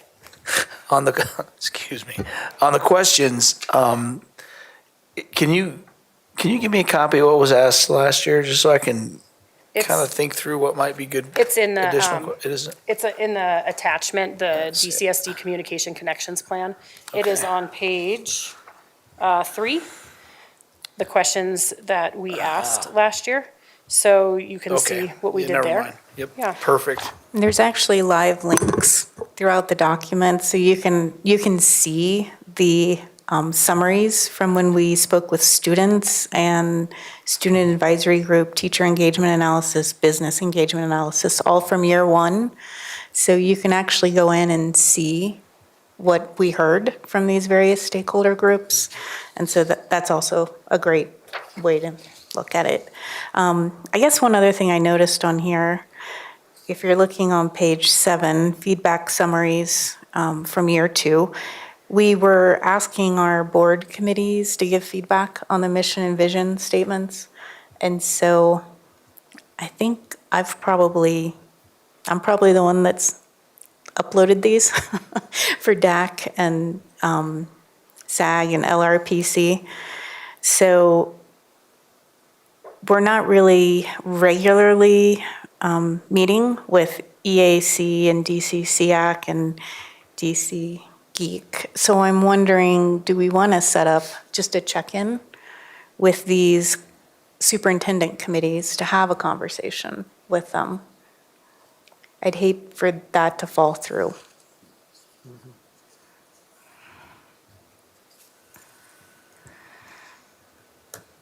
And I think what we talked about at the retreat was, instead of being at monthly meetings or regular meetings, we would have a couple of check-ins a year with these committees. Yeah, I'm good with that. It seems like an appropriate way to check. Yeah. And then the last one that we talked about doing this year was senior citizens or citizens without students in the schools. And so kind of the same thing, trying to maybe set up some coffee chats more at like Windcrest or things like that to just check in and talk to people as we can. Good? They are very interested. No, my experience during the campaign was that there are interested groups at our retirement committee. Yeah. So what I would say, it's really important that we write up what we hear and we come back and we talk about it and we post it in the plan. Because it's supposed to be intentional, right? And we're sharing what we're hearing, which had one other last thought for me. It was perhaps this plan should live on our board website page, a tab on the left, Community Connections Plan. And then people can easily find it and we can easily find it and we update it as needed. Director Moore. Just I'm drinking from a fire hose here, learning about the scope of what we're trying to do here all the time. It's really good. Would it be beneficial to have some questions that are really focused around some upcoming challenges that we know exist, such as growth and decline or things like that? Or is that too specific? Yeah, I think that kind of, because it's more operational, and I know Superintendent Kane is going to be out talking to a lot of different groups, and that we'll be able to attend those with her. I think we probably want to stay away from things that are kind of out of our lane. That's fair. Okay. I just want the questions to be a valuable question, that we are actually going to use the information. Some questions can be so broad that what did you expect to hear? Right. How are you going to use that information? So I'm just curious what he thinks. Yeah. All right. Anything else? Okay. Well, I will work on getting communication out with Ms. Roush, and then I will also work on getting signups for us to start signing up. Great. On to number 21, President reports. The next meeting of the Board of Education is to take place on April 2nd. That's the next regular scheduled meeting.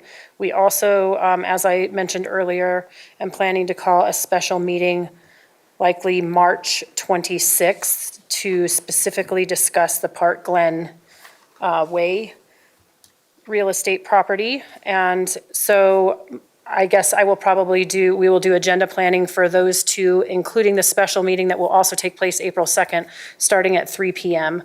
All of those, the agenda planning will be this Thursday, March 14th at 10:30. And I don't think I have anything else. So everyone enjoy your spring break. Director Weiniger. I don't have any updates. I haven't had any meetings since our last Board of Education meeting, but some that I have coming up is our FOC meeting is this Thursday. Partnership of Douglas County Governments is next Wednesday. It's actually meeting here. And then MBOC is the Wednesday after on the 27th. And then we have Apple Awards on the 30th. So lots to look forward to. Great, and I'll start down with Director Moore. Thank you.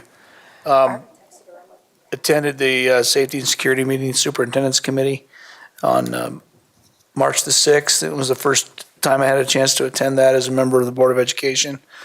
Really good overview of a couple very good programs that are going on, groups that are running different programs, and I thought it was very informative, and Director Thompson was there as well. She could speak to her perspective. I thought it was very informative, and I really enjoy hearing directly from those groups, so that's very helpful for me at least. And then later on the same day, participated with Director Meek in discussion on future potential polling for some different issues, and we talked about a question that was asked by Director Geiger about the size of the sample group, and they gave us some specific feedback on why they felt like smaller sample size for the first poll was important. And it was very valuable for me to learn kind of the purpose of the poll.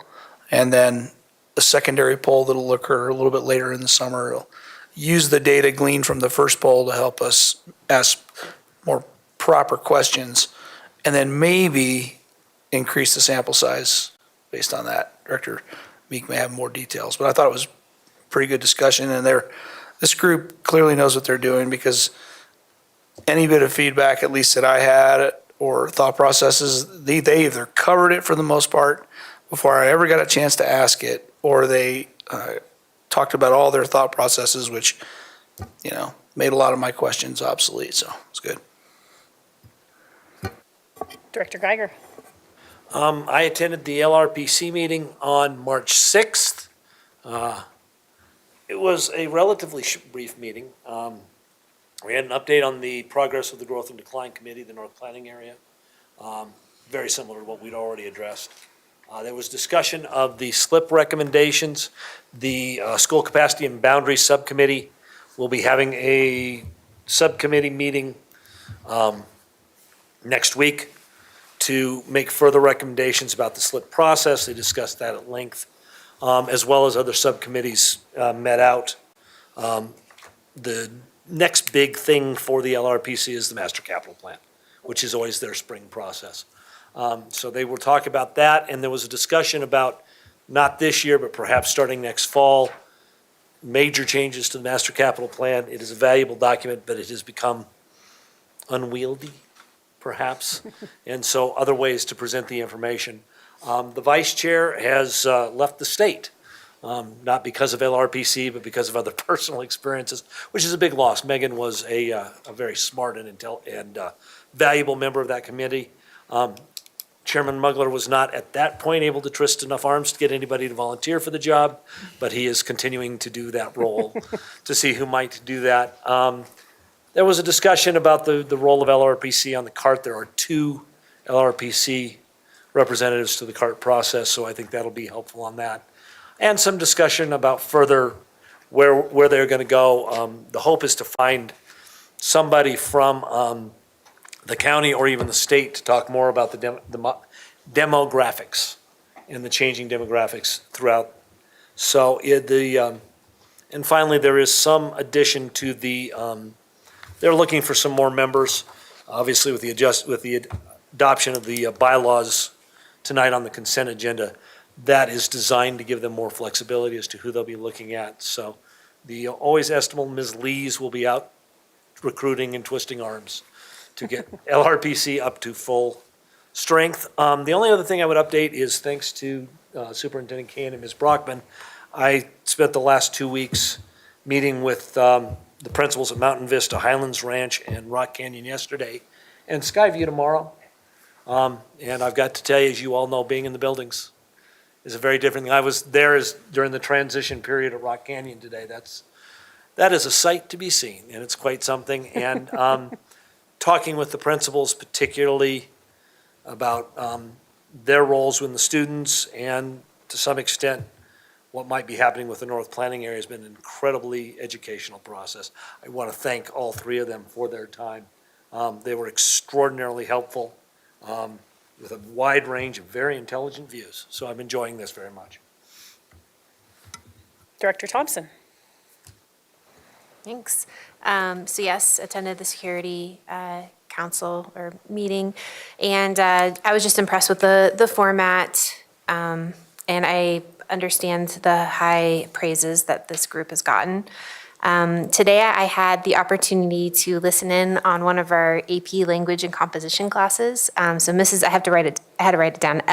Ederveen, because I want to say Katniss Everdeen every time I say her name. But I really want to just give a shout out to these students. I was so impressed. They gave presentations today, data-informed presentations, and they just did a fantastic job. Great. They displayed critical thinking. They displayed using good resources to collect data and share out on that data. And it was just such a wonderful experience. And I think it was a great example of how well our staff prepare our students for the future. So it was just a wonderful opportunity, and I felt very grateful that I got invited to listen in. Earlier this week, I visited one of our bridge locations. So I want to give a thank you to Principal Jordan for taking the time to host me on that. Like we learned today, Bridge is a very large program serving around 150 students. I know that the visit helped broaden my understanding of the types of services that we provide for our students, and I encourage you guys to visit with the Bridge program to gain that perspective as well. I know that when we understand how we provide services to our students, it helps us when we're taking into consideration how our decisions on things like policy impact all of our student groups. And then I also attended Meadowview Elementary's community read-in, and that was a really fun morning. Staff were all dressed for the occasion, came in, and it was a Cat in the Hat theme. I saw volunteers from our own district that came to the read-in. I saw Castle Rock Police. They brought in animals. It was a lot of fun. My kids were really excited because they got to pick out the book I read. And so it was a great experience. If future invites to that, if you guys are able to make it, it's one of those things that you just really enjoy being a part of. Director Meek. Should I ask Director Myers if she wants to go first? I'll let you get to go first this time. Okay. Let's see. Director Moore mentioned meeting with the consultants on the potential poll. Unfortunately, I had to drop off the call because it went a little long. So I'm not really sure if there was timing on when the poll is supposed to go out, which might be helpful for everyone to know. Thank you for that question. The poll should be conducted before the end of March, and we will be able to share, Director Meek, with you and Director Moore, the revised questions after our discussion before that poll is finalized and ready to go. Thank you. Yeah, thank you. Sorry I had to leave. So there was a student advisory group meeting last night. Students will spend time reviewing and discussing the proposed update to policy JIH, student interviews, searches, and arrests at their in-person meeting on March 25th. So they plan to be able to provide some feedback on that. The student subgroup presentations will take place on April 23rd. So we will have student subgroups ready to present to the board. Other than that, I heard some positive feedback from the Sterling Ranch Solstice Community Meeting. It sounds like there was a good number of people attending, and I did get questions around, are there going to be future presentations? I'm sorry I keep asking the superintendent questions, but I wanted you to know positive feedback, and also are there future outreach opportunities, and are they open for the board to listen into if we sign up to listen? Thank you for that question. Yes, there are future opportunities, at least 2 in Sterling Ranch Solstice that we have tentatively scheduled. Once they are finalized with the space and all of that, because they're in person, we will get that information to the Board of Education so that board members can be sure to attend if you would like to. We're also going to do engagements eventually in other communities that are impacted by growth, and it'll be the same way where there'll be in-person engagements that, of course, board members are welcome and encouraged to attend. Thank you. And I think the first engagement was online, correct? So the next 2 will be in person. Okay, perfect. And I think that's it for me. Thank you. Director Myers, first time we Just hear a from real- you all night. Just a real quick update on DCCF. They had a Kendrick Castillo Memorial fundraiser. I was not able to attend, but I know Director Moore went for just a little bit, but they did have an update on how much was raised. They had set a goal of 30,000 and they were already at 67.5 as of the March 3rd email that came out. So, and that's all I had. Great. All right, well, moving into item number 25. Do I have a motion to adjourn the meeting? Move to adjourn. Motion by Geiger, do I have a second? Second by Weiniger. Geiger? Aye. Meek? Aye. Moore? Aye. Myers? Aye. Thompson? Aye. Williams, aye. Weiniger? Great, passes. We are now adjourned.